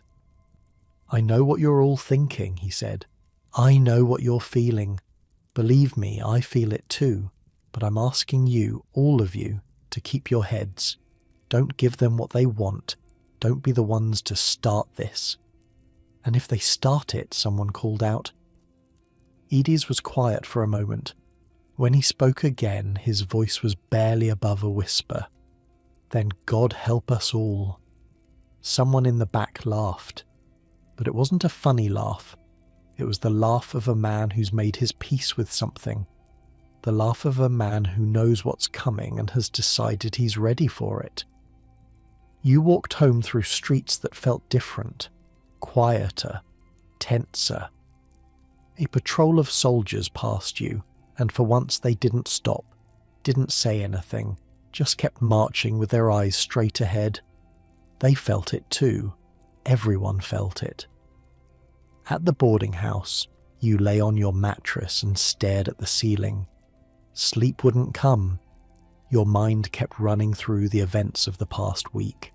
The funeral, the fight, the look on that soldier's face when he came at you with his fists raised. Tomorrow, the 5th of March, something was going to happen. You didn't know what. You didn't know where. But you knew it was coming, as sure as you knew the sun would rise. Outside your window, Boston waited. 16,000 people, lying in their beds, dreaming their separate dreams. Soldiers in their barracks, gripping their muskets, wondering what the morning would bring. The night was cold. The city was quiet. But not for long. The 5th of March started like any other day. You woke before dawn, same as always. Ate your breakfast of cold bread and weak beer. Walked to the rope walk in the grey light, your breath making clouds in the frozen air. Worked your station, spinning hemp into cordage, your hands moving through the familiar motions without needing to think about it. The tension from the past few days hung over everything.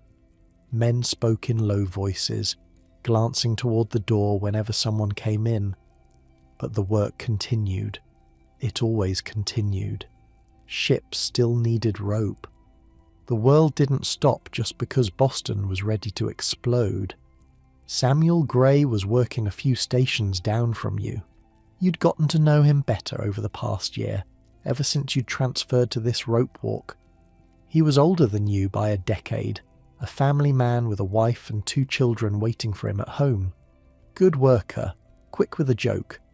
The kind of man who could lighten a room just by walking into it. He'd been in the thick of the fight on Monday, taken a nasty cut above his eye that was still scabbed over. When you'd asked him about it, he'd just shrugged.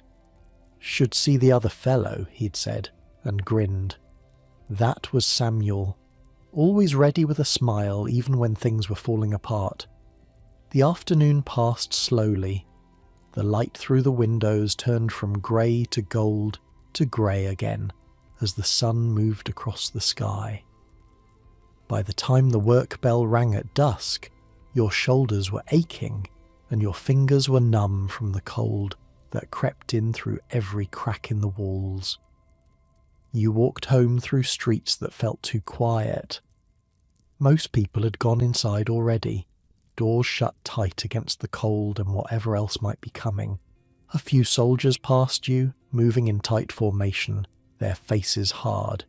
You kept your eyes down and kept walking. At the boarding house you ate a quick supper, boiled fish and more bread. Mistress Hutchins seemed nervous, jumping at every sound from outside. When you asked her what was wrong, she just shook her head. "Something in the air tonight," she said. "Can't you feel it?" You could feel it. That same pressure you'd felt for days, but stronger now. Like the moment before lightning strikes, when the hair on your arm stands up and your skin prickles with electricity. You should have stayed inside, should have gone to bed early, pulled the blanket over your head, waited for morning. That's what the smart play would have been. But you've never been that smart. Around 8 o'clock you heard shouting from somewhere toward the centre of town. Then the church bell started ringing. Not the regular toll that marked the hours, but the urgent clanging that meant fire or trouble. You grabbed your coat and went out into the night. The streets were filling with people, all of them moving in the same direction. Toward King Street, toward the custom house. You joined the flow, not quite running, not quite walking, your heart beating faster with every step. The crowd thickened as you got closer. Men and boys mostly, but some women too. Everyone talking at once, voices rising over each other, fragments of conversation drifting past. Soldier hit him with his musket, calling for reinforcements. Bloody lobsterbacks think they can... The cold bit through your coat, but you barely noticed. Your blood was up now, the same heat you'd felt during the fight on Monday, the same anger that had been simmering for years. The snow crunched under your boots as you pushed forward, elbowing past men you didn't recognize, stepping over chunks of ice that had already been thrown. The smell hit you before you could see anything clearly. Torch smoke and unwashed bodies and something else.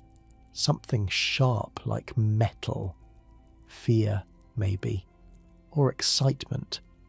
Hard to tell the difference when they're mixed together like that. You pushed through the crowd until you could see what was happening. The The custom house sat at the corner of King Street, a solid brick building that housed the tax collectors and their records. A lone sentry had been posted outside it all winter, standing guard in a little wooden box near the door. Tonight that sentry was surrounded. A crowd of maybe 50 people had gathered around him. Boys were throwing snowballs and chunks of ice. Men were shouting insults. The sentry, a young private with a face white as the snow around him, had his musket raised, the bayonet fixed and gleaming in the torchlight. "Go ahead and fire," someone yelled. "I dare you!" The sentry didn't fire. He just stood there, his back against the wall, his eyes wild with fear. You pushed closer, trying to see better. That's when you spotted Samuel Gray, near the front of the crowd. He saw you too and waved you over. "Hell of a thing," he said when you reached him. "Started about an hour ago. Some wig-maker's boy got into it with an officer over money. That sentry there, Private White, he cracked the boy over the head with his musket. Now look at this mess." The crowd was getting bigger. More people arriving every minute, drawn by the bells, by the shouting, by the same electricity in the air that had pulled you out of your bed. 100 people now, maybe more. Then someone yelled that soldiers were coming. They marched down King Street in formation. 7 of them plus an officer, their boots crunching on the packed snow, their bayonets fixed. The crowd parted to let them through, then closed in behind them. The officer was a captain named Preston. You'd seen him before, around town, a middle-aged man with a lined face and tired eyes.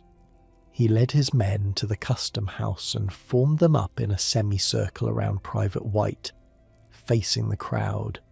8 soldiers now, 8 muskets, and a crowd that had swelled to 300, maybe 400, pressing in from all sides.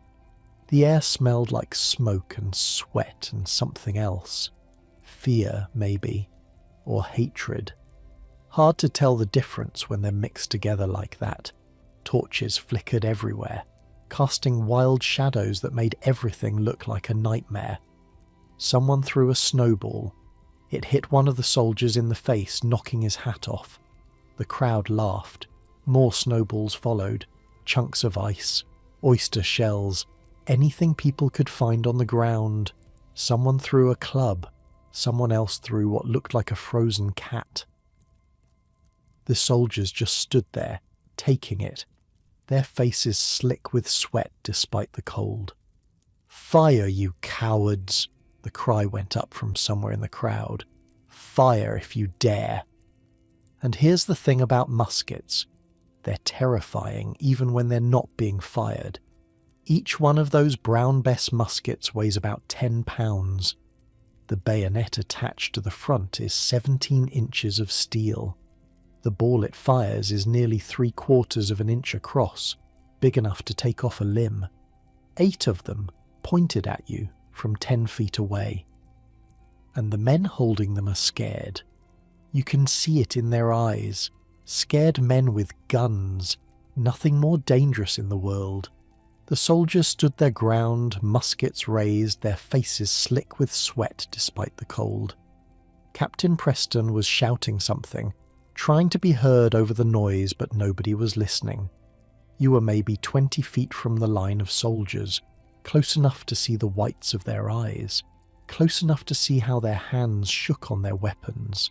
Samuel was closer, right up front, shouting with the rest of them. "Sam," you called out. "Sam, get back." He didn't hear you, or maybe he did and didn't care. He was caught up in it now, same as everyone else. The rage of the past months, the past years, all of it boiling over at once. Someone threw a club. It hit one of the soldiers and knocked him down. He scrambled back to his feet, his face twisted with fury. What happened next took maybe 10 seconds. It felt like an hour. The soldier who'd been knocked down raised his musket and fired. The crack of the shot cut through the noise of the crowd like a knife. For a moment everything stopped. Everyone frozen, staring, not quite believing what had just happened.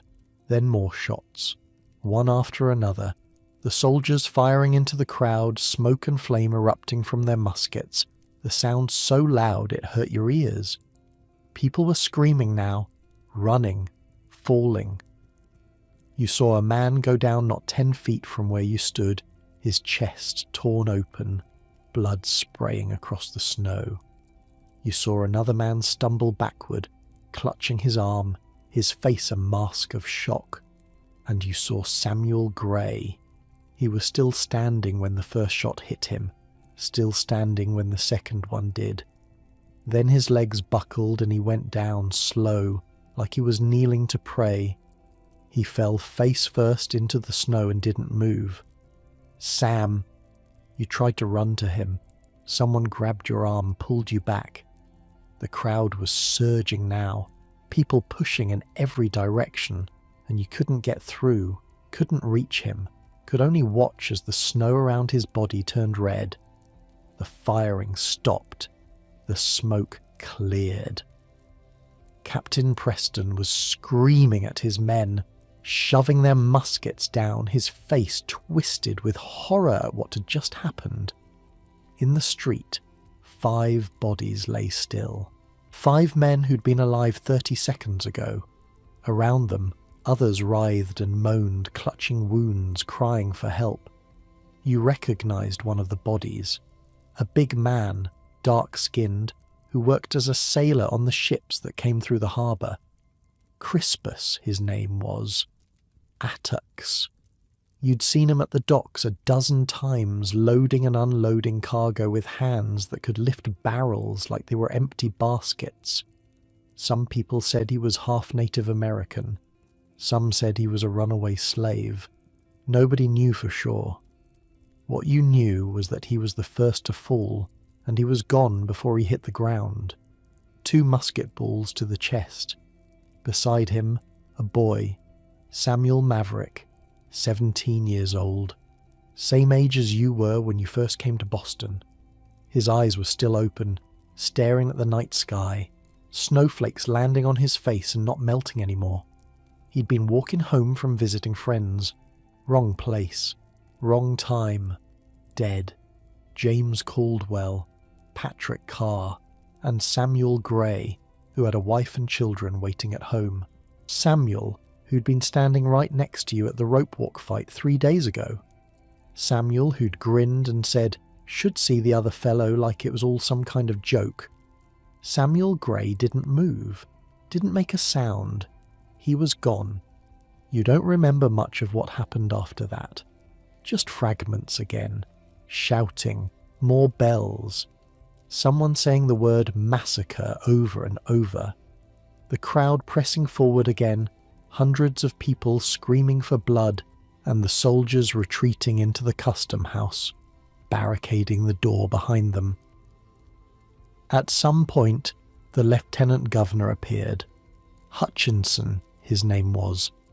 He stood on a balcony above the crowd and promised that justice would be done, that the soldiers would be arrested, that there would be a trial. The crowd didn't believe him. Why would they? But the promises were enough to calm things down, at least for the moment. Slowly, reluctantly, people began to drift away. You stayed. You stayed until they loaded Samuel's body onto a cart, until they covered him with a sheet that turned red within seconds, until the cart rolled away toward wherever they took the dead, its wheels leaving tracks in the bloody snow. Then you walked home. The streets were quiet now. Everyone had gone inside, stunned into silence by what had happened. You walked through the empty lanes like a ghost, your feet moving without any input from your brain. Your hands were shaking. You couldn't make them stop. Blood on the snow. That's what you kept seeing every time you blinked. The way it spread dark and wet, steaming slightly in the cold air. The way Samuel had fallen slow, like time itself had stretched out to make sure you saw every moment of it. You passed the custom house again without meaning to. The soldiers were gone now, arrested and taken away. But the blood was still there, dark stains on the white ground, and people had started gathering, staring at it, pointing, talking in hushed voices. A woman was crying somewhere nearby. A man was shouting that this was war, that the time for talking was over. Someone else was praying, the words drifting through the cold air like smoke. You kept walking. At the boarding house, Mistress Hutchins took one look at your face and didn't ask any questions, just handed you a cup of something warm and guided you to a chair by the fire. You sat there until dawn, didn't sleep, didn't speak, just stared at the flames and thought about Samuel Gray. He had a wife, 2 children.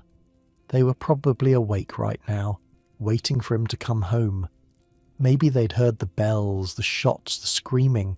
Maybe they were sitting by their own fire, hoping, praying that he was safe. He wasn't safe. He was dead in the street because he'd been angry at the same things everyone was angry at. Because he'd been standing in the wrong place at the wrong moment. Because 8 soldiers had panicked and fired their muskets into a crowd of unarmed people. You thought about the soldier who'd shot him. Wondered if he was feeling anything right now. Guilt, fear, relief that he'd survived. You thought about Captain Preston, the look on his face after the shooting stopped, the horror of a man who'd just watched everything fall apart. You thought about the boy from the funeral, Christopher Sider, 11 years old, and now Samuel, and Crispus Attucks, the sailor with the strong hands, and that 17-year-old boy whose name you didn't even know. How many more? How many more bodies before this was over?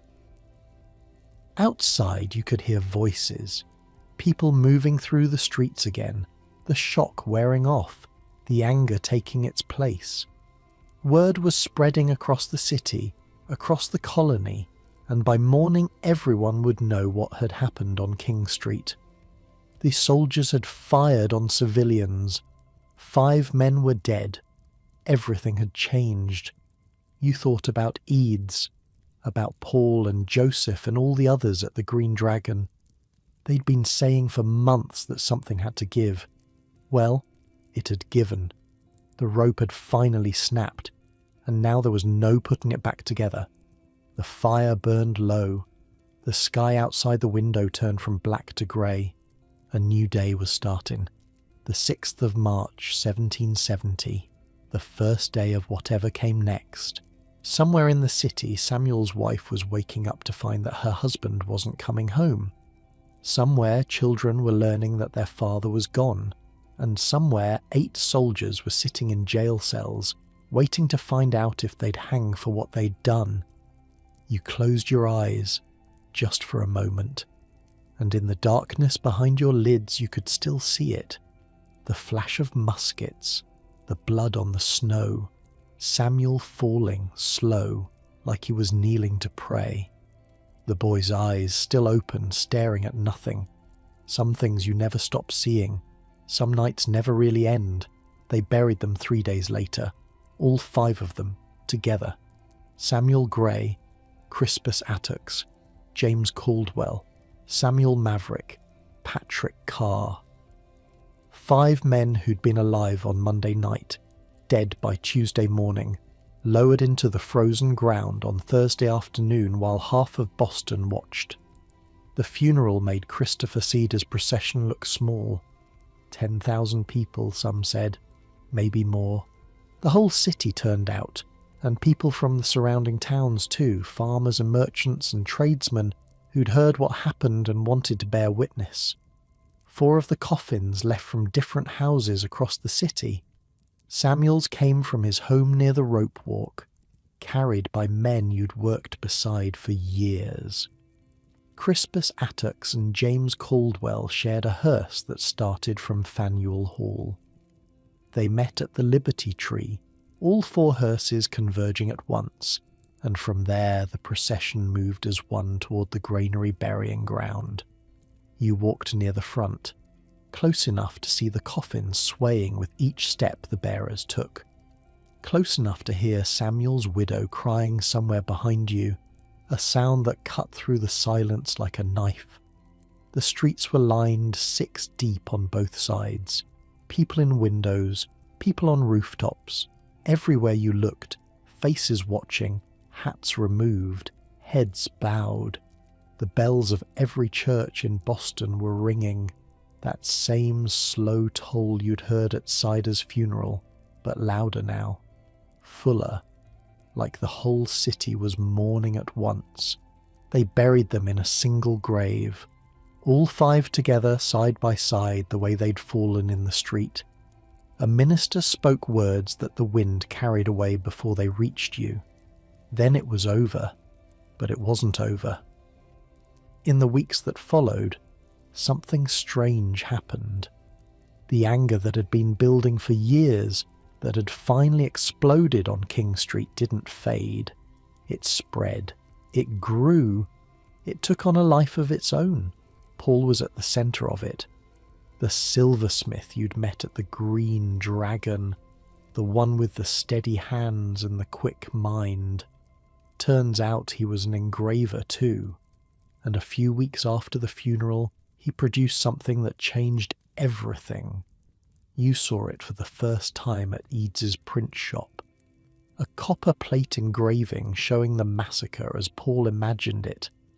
British soldiers lined up in neat rows, firing in unison into a helpless crowd. Captain Preston standing behind them with his sword raised, ordering the volley. The custom house in the background relabeled Butcher's Hall. Bodies falling, blood pooling, smoke rising from the muskets. Here's the thing about this engraving. Paul didn't actually see the massacre. He wasn't there. He based it partly on another engraver's work, a guy named Henry Pelham, who was furious when he found out, called Paul a thief. But Paul got his version printed first, and that's the one everyone remembers. The colours were garish. Bright red coats on the soldiers, bright red blood on the cobblestones.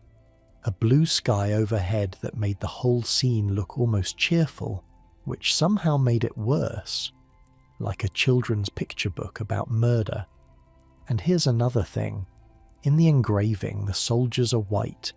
In reality, one of them was black, a guy named Andrew. But Paul made him white in the picture because propaganda doesn't do nuance. And Crispus Attucks, the first to fall, the man of African and native descent. He's barely visible in the image at all. It wasn't accurate. You'd been there. You knew it hadn't happened like that, all orderly and deliberate. It had been chaos, confusion, scared men on both sides making terrible decisions in a matter of seconds. The soldiers hadn't been lined up neatly. Captain Preston hadn't raised his sword like some kind of conductor. The crowd hadn't been innocent bystanders standing peacefully in the street. But accuracy wasn't the point. The point was the feeling, the outrage, the image of British tyranny made visible, something people could look at and understand without needing to read a word. "It's propaganda," you said to Edie's the first time you saw it. He shrugged. "It's the truth, just simplified. That's not what happened. It's what people need to believe happened." He looked at you with those tired eyes. "You think the king tells the truth about us? You think Parliament debates the facts before they pass their taxes? This is a war, Daniel, and in war the story matters as much as the sword." Edie's printed hundreds of copies, then thousands. They spread across the colonies like fire through dry grass. Boston, New York, Philadelphia, Charleston. Everywhere people looked at that engraving and saw what the British were capable of, what they'd done, what they might do again. You kept a copy for yourself, pinned it to the wall above your bed in the boarding house. Some nights you'd lie there staring at it, trying to match the neat lines of the engraving to the messy reality of what you'd witnessed. They never quite fit together. But maybe that didn't matter. Maybe what mattered was that people were paying attention now. The whole world was watching Boston. The trials came in the fall. Captain Preston went first, in October, then the soldiers, in November and December. The whole city was holding its breath, waiting to see what would happen. Would they hang? Would there be justice for the 5 men in the granary? The defence lawyer surprised everyone. John Adams, one of the loudest voices against British tyranny, a man who'd been at the Green Dragon, who'd argued for resistance, who'd helped organise the non-importation agreements. And now he was standing in court, defending the soldiers who'd killed 5 of his countrymen.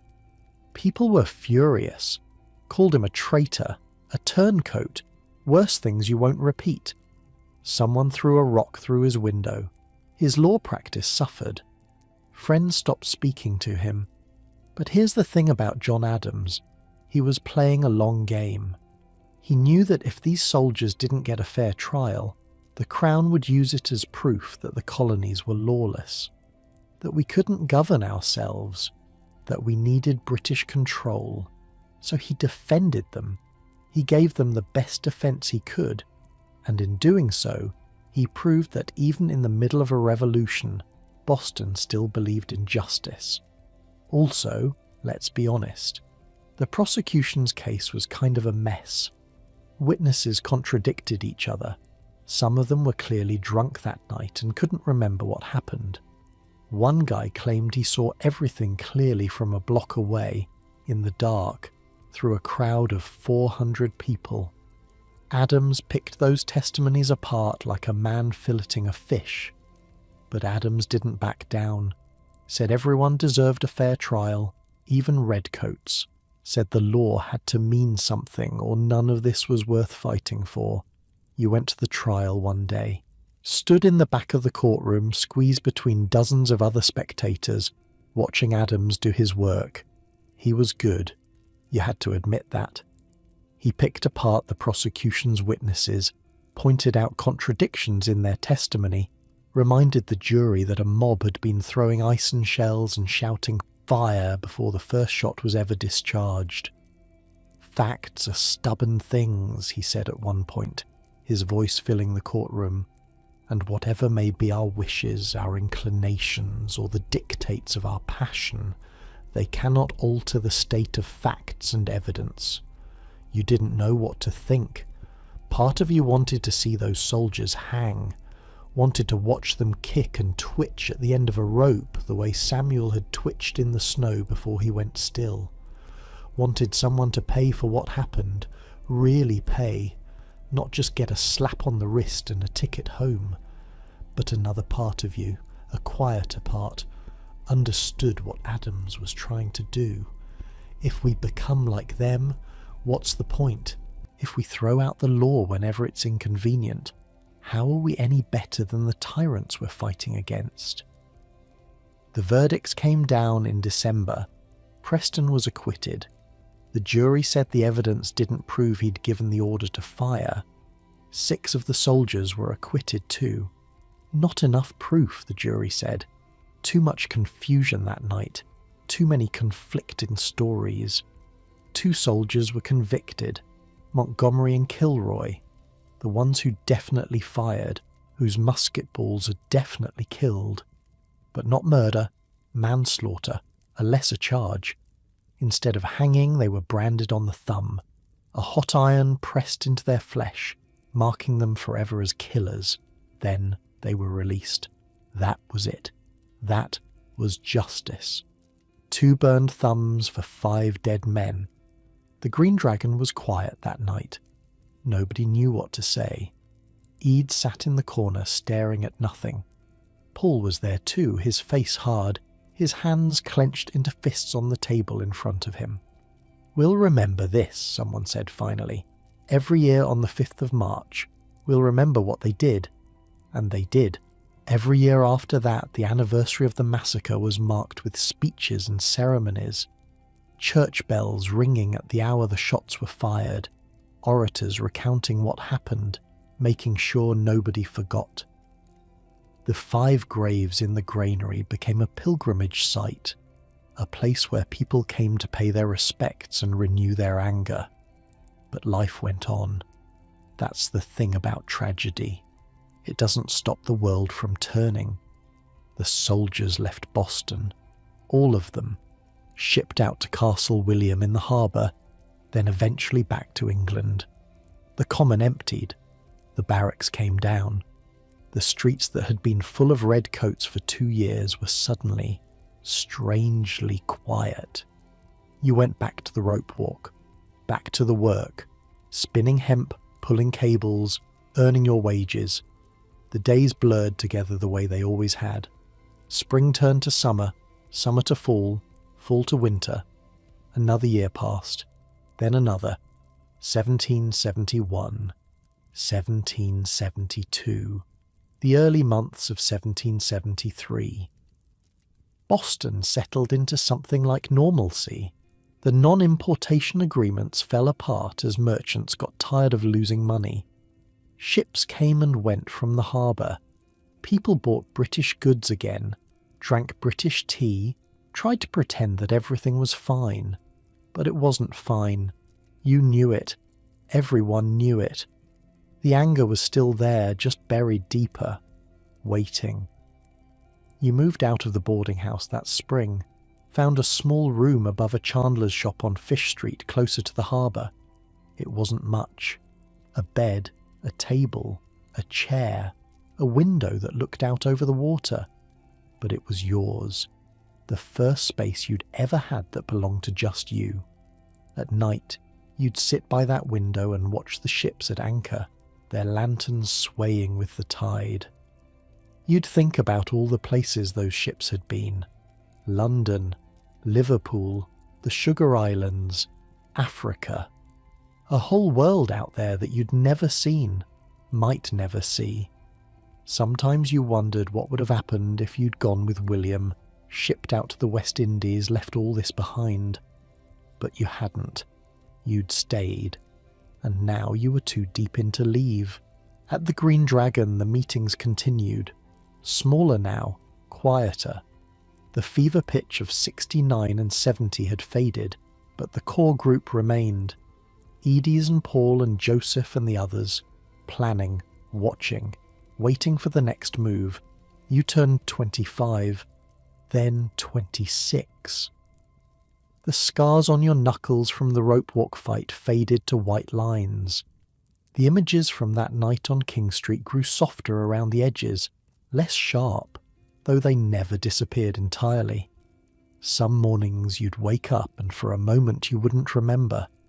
Then it would all come flooding back. Samuel's widow remarried. You heard about it from James, who still worked at the rope walk near Griffin's Wharf. A good man, he said, a carpenter, someone who could take care of her and the children. You were glad for her, glad that life could continue, that grief didn't have to last forever. James had married his Sarah by then, had a baby on the way. He talked about the future now in a way he never had before, about the shop he wanted to open, the life he wanted to build. He still came to the Green Dragon sometimes, but less often. He had other things to think about. You understood. People change. Priorities shift. The fire that burns so hot in your 20s starts to cool as you get older, as you realise that revolutions are long and life is short and there are other things worth caring about. But you hadn't cooled. Not yet. The memory of Samuel falling kept the fire lit. The sight of those soldiers marching away unpunished, the knowledge that nothing had really changed, that the king still saw you as subjects to be taxed and controlled, that all the blood spilled on King Street had bought nothing but a temporary reprieve. Something else would happen, you were sure of it. Parliament would push again, and Boston would push back, and the whole cycle would start over. It was just a matter of time. In the spring of 1773, word came from London. A new act. Something about tea. You didn't pay much attention at first. Tea seemed like such a small thing compared to everything that had happened. The Tea Act, they called it. Parliament had given the East India Company a monopoly on selling tea in the colonies. No more buying from Dutch smugglers or local merchants. If you wanted tea, you bought it from the company and you paid the tax that came with it. It didn't sound like much. A few pennies on a pound of leaves. But the men at the Green Dragon understood what it really meant. This wasn't about tea, it was about the principle. If Parliament could tax tea, they could tax anything. If they could grant monopolies to their favoured companies, they could destroy any colonial business they wanted. It was the Stamp Act all over again, just dressed up in different clothes. But the men at the Green Dragon were paying attention. Edis was writing furiously, pages of notes spread across his table. Paul was making trips to the harbour, talking to ship captains, gathering information.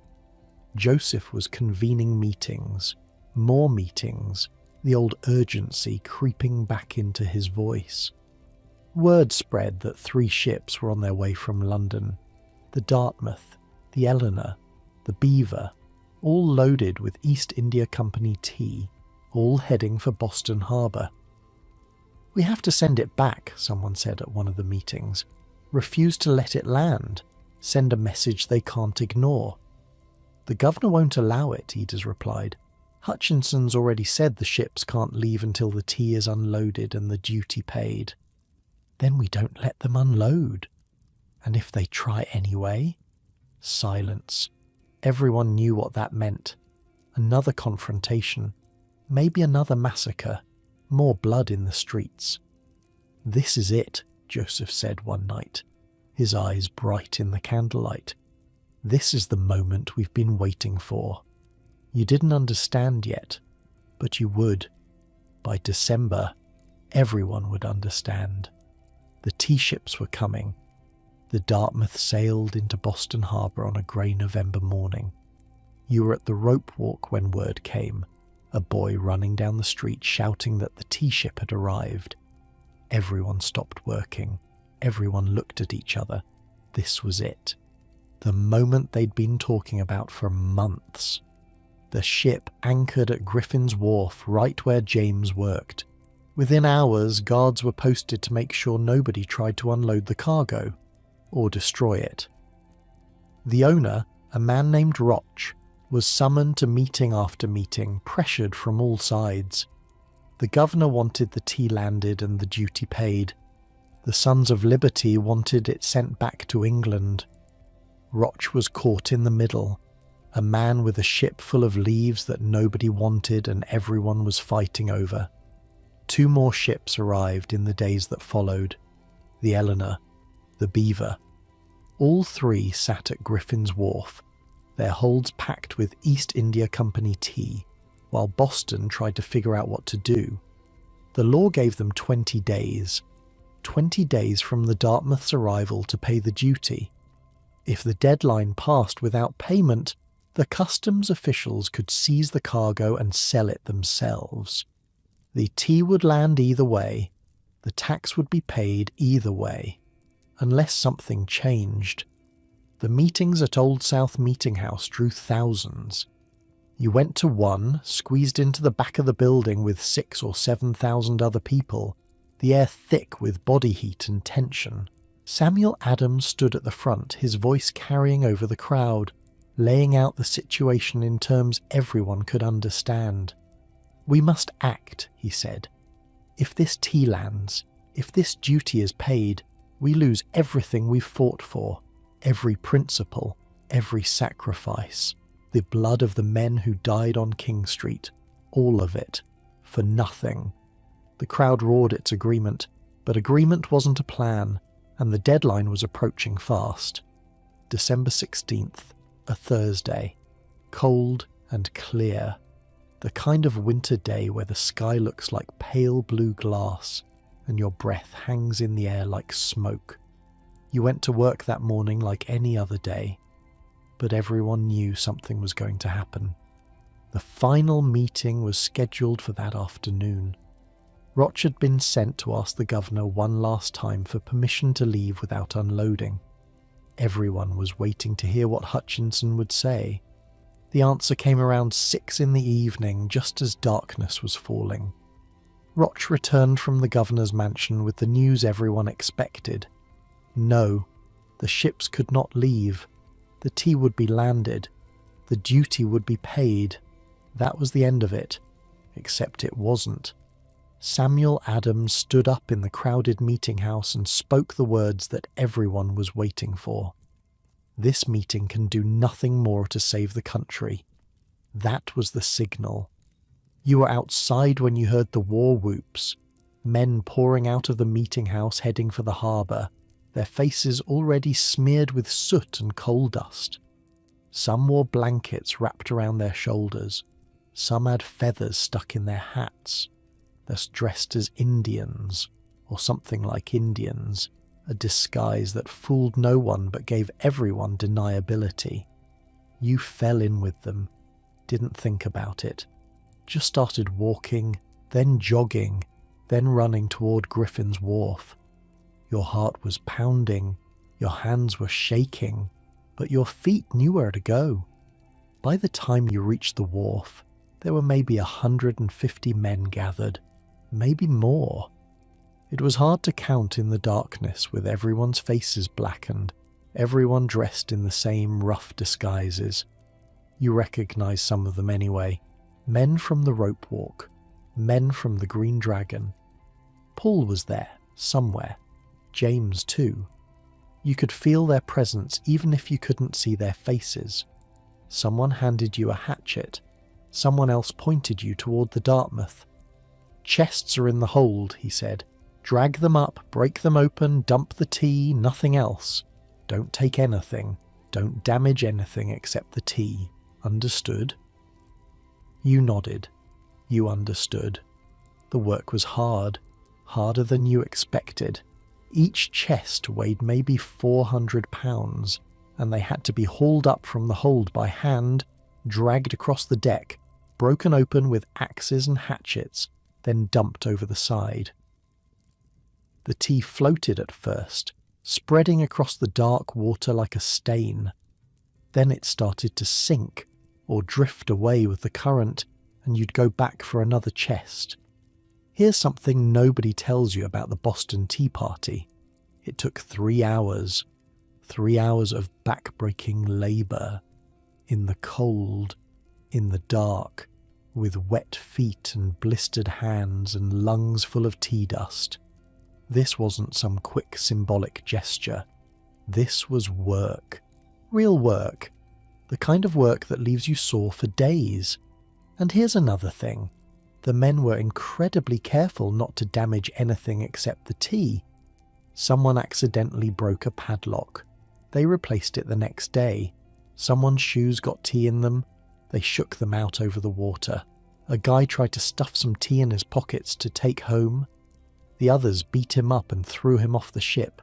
This wasn't looting. This was a statement. The smell was everywhere. Rich and earthy, almost sweet. It mixed with the salt of the harbour and the tar of the ships and the sweat of the men working beside you. Your hands blistered, then bled, then went numb. Your shoulders burned from the hauling. But you kept going. Everyone kept going. At one point you paused to catch your breath and looked around. The deck was chaos. Men swarming over the chests, hatchets rising and falling, tea cascading over the gunwale into the black water below. But it was organised chaos, controlled. Nobody was looting. Nobody was smashing things for the sake of smashing them. This was work, honest work, the kind you'd done your whole life, just with a different purpose tonight. A man worked beside you whose face you couldn't see through the soot. But you knew his hands, workers' hands, calloused and strong. A rope maker, maybe, or a shipwright. Someone who knew what it meant to labour for a living, to trade your sweat for pennies while men in London got rich off your back. He caught you looking and nodded once. That was all. Then he went back to work, and so did you. 3 hours, that's how long it took. 3 hours of hauling and chopping and dumping, the sweat freezing on your face despite the cold, your arms burning, your back screaming. Nobody spoke except to give orders. No jokes, no cheering, just work. The tide was coming in, and you could see the tea piling up against the hulls of the ships, a thick brown sludge that reeked of wealth and waste. Some of the boys in the crowd had waded out to their knees, pushing the tea away from shore with oars and paddles, making sure none of it could be salvaged. 342 chests, 92,000 pounds of tea, worth more than 10,000 pounds sterling. In today's money, that's roughly $1.7 million. All of it gone, floating in Boston Harbor, steeping in the salt water like the world's biggest, most expensive, most illegal pot of tea. The tide was so thick with tea that for days afterward you could smell it from anywhere in town. Kids waded out at low tide to push the floating tea deeper into the harbour, with oars and paddles, making sure none of it could be salvaged. The harbour looked brown for weeks, and here's the best part: nobody talked. Ever. 150 men participated in the tea party, and not a single one of them was ever officially identified. They went to their graves without confessing. It wasn't until decades later, when the participants were old men and the danger had passed, that anyone started admitting they'd been there. Even then, some of them never told. When it was done, you climbed back onto the wharf with the others. Someone was sweeping the decks of the ships, making sure no tea was left behind. Someone else was shaking out their shoes, dumping the loose leaves that had gotten inside. They wanted it known that this wasn't about theft. Nobody had taken anything for themselves. This was a statement, a protest, a message to the King and Parliament that couldn't be ignored. You walked home through streets that were strangely quiet. The crowds that had gathered at the harbour were dispersing, melting into the darkness, going back to their homes and their beds. A few people passed you on the street, glancing at your blackened face, your damp clothes, the hatchet still in your hand. Nobody said anything. Nobody needed to. The moon was up now, hanging low over the rooftops, casting silver light across the cobblestones. Your footsteps echoed in the empty lanes. You walked past the old state house, past the spot where Samuel Gray had fallen, past the Green Dragon with its windows dark and its doors shut tight. The city felt different tonight. Smaller somehow. Or maybe you felt bigger, like you'd grown into something you hadn't been before. Not a hero, nothing so grand as that. Just a man who'd finally done something instead of just talking about it. At your room on Fish Street, you washed the soot from your face and hands. The water in the basin turned black. Your clothes smelled like tea, a rich, earthy smell that would linger for days. You hung them by the window to air out, then sat on the edge of your bed, too tired to sleep, too wired to rest. Outside, the harbour was quiet. The 3 ships sat at their moorings, their holds empty now, their decks clean. Somewhere out there, 92,000 pounds of tea was dissolving into the Atlantic, drifting out with the tide, gone forever. You thought about what would happen next. The King would hear about this. Parliament would hear about it. There would be consequences, probably severe ones. Boston had just dumped a fortune into the harbour, had openly defied the Crown in a way that couldn't be explained away or smoothed over. This was different from riots and protests. This was destruction of property. This was rebellion. They would call it the Boston Tea Party, eventually. Years later, when it had become legend instead of just something that happened on a cold December night. But you didn't know that yet. You didn't know about the intolerable acts that would come in response, or the Continental Congress, or the shots at Lexington and Concord. You didn't know that in less than 2 years you'd be watching British ships bombard Charlestown from across the harbour, watching the city burn.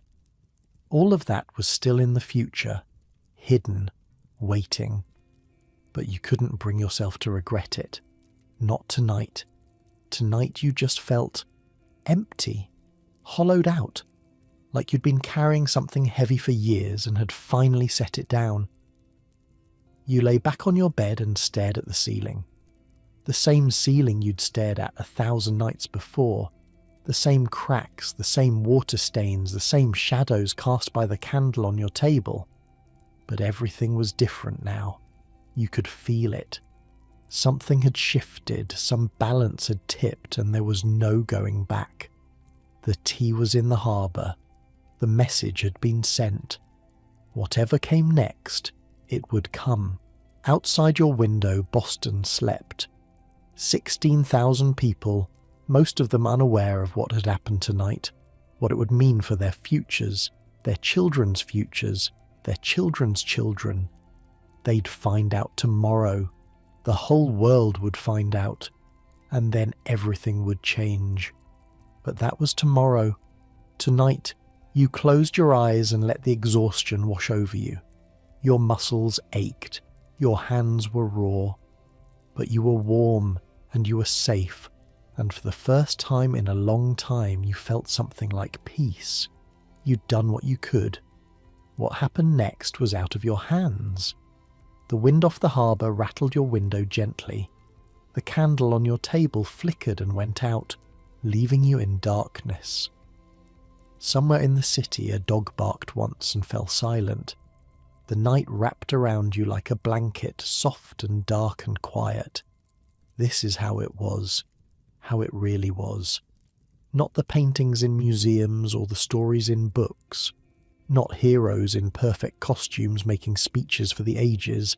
Just ordinary people doing what they thought was right, scared and tired and uncertain, hoping that somehow it would all work out. You were one of them. Daniel the rope maker. Nobody special, nobody famous. Just a man who happened to be in Boston when history decided to happen.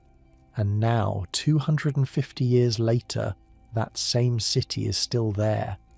The harbour still opens to the sea. Ships still come and go, though they're bigger now, carrying different cargo. The streets you walked are still streets, though they've been paved and repaved 100 times. The Old North Church still stands in the North End. Faneuil Hall still stands downtown. The graves in the granary are still there, still visited, still remembered. The world changed. The country you helped create grew into something nobody could have imagined back then. Wars were fought. Laws were written. Generations were born and lived and died. And through all of it, the story of what happened in Boston kept being told. The tea in the harbour, the shots on King Street. The ordinary people who did extraordinary things because they believed they deserved to be free. That's the thing about history. It's not really about the past. It's about understanding how we got here. How all those small decisions, all those cold mornings and hard days and sleepless nights added up to something bigger than any one person could see at the time. You couldn't see it. Lying there in your room on Fish Street, the smell of tea still on your skin. You didn't know that the revolution was coming, that independence would be declared, that the country you helped birth would still be here in the 21st century. All you knew was that you were tired, and that tomorrow would bring whatever it brought, and that for now, for this one moment, you could rest. So close your eyes. Let the tension drain from your shoulders. Feel the warmth of your own bed, your own blankets, your own safe place in this complicated world. History is just people. People who lived and breathed and worried and hoped, just like you. People who made choices without knowing how they'd turn out. People who went to sleep at night wondering if they'd done the right thing. You're part of that chain now. Everyone who's ever lived is part of that chain. The past flowing into the present flowing into the future, all of it connected, all of it leading somewhere none of us can see. But you don't have to see it tonight. Tonight, you can just rest. Let the story settle into your bones. Let the images fade into dreams. The harbour, the tea, the ships rocking gently at anchor. Daniel walking home through empty streets, his work finally done. Sleep well. Tomorrow is another day, and history, as always, will be waiting.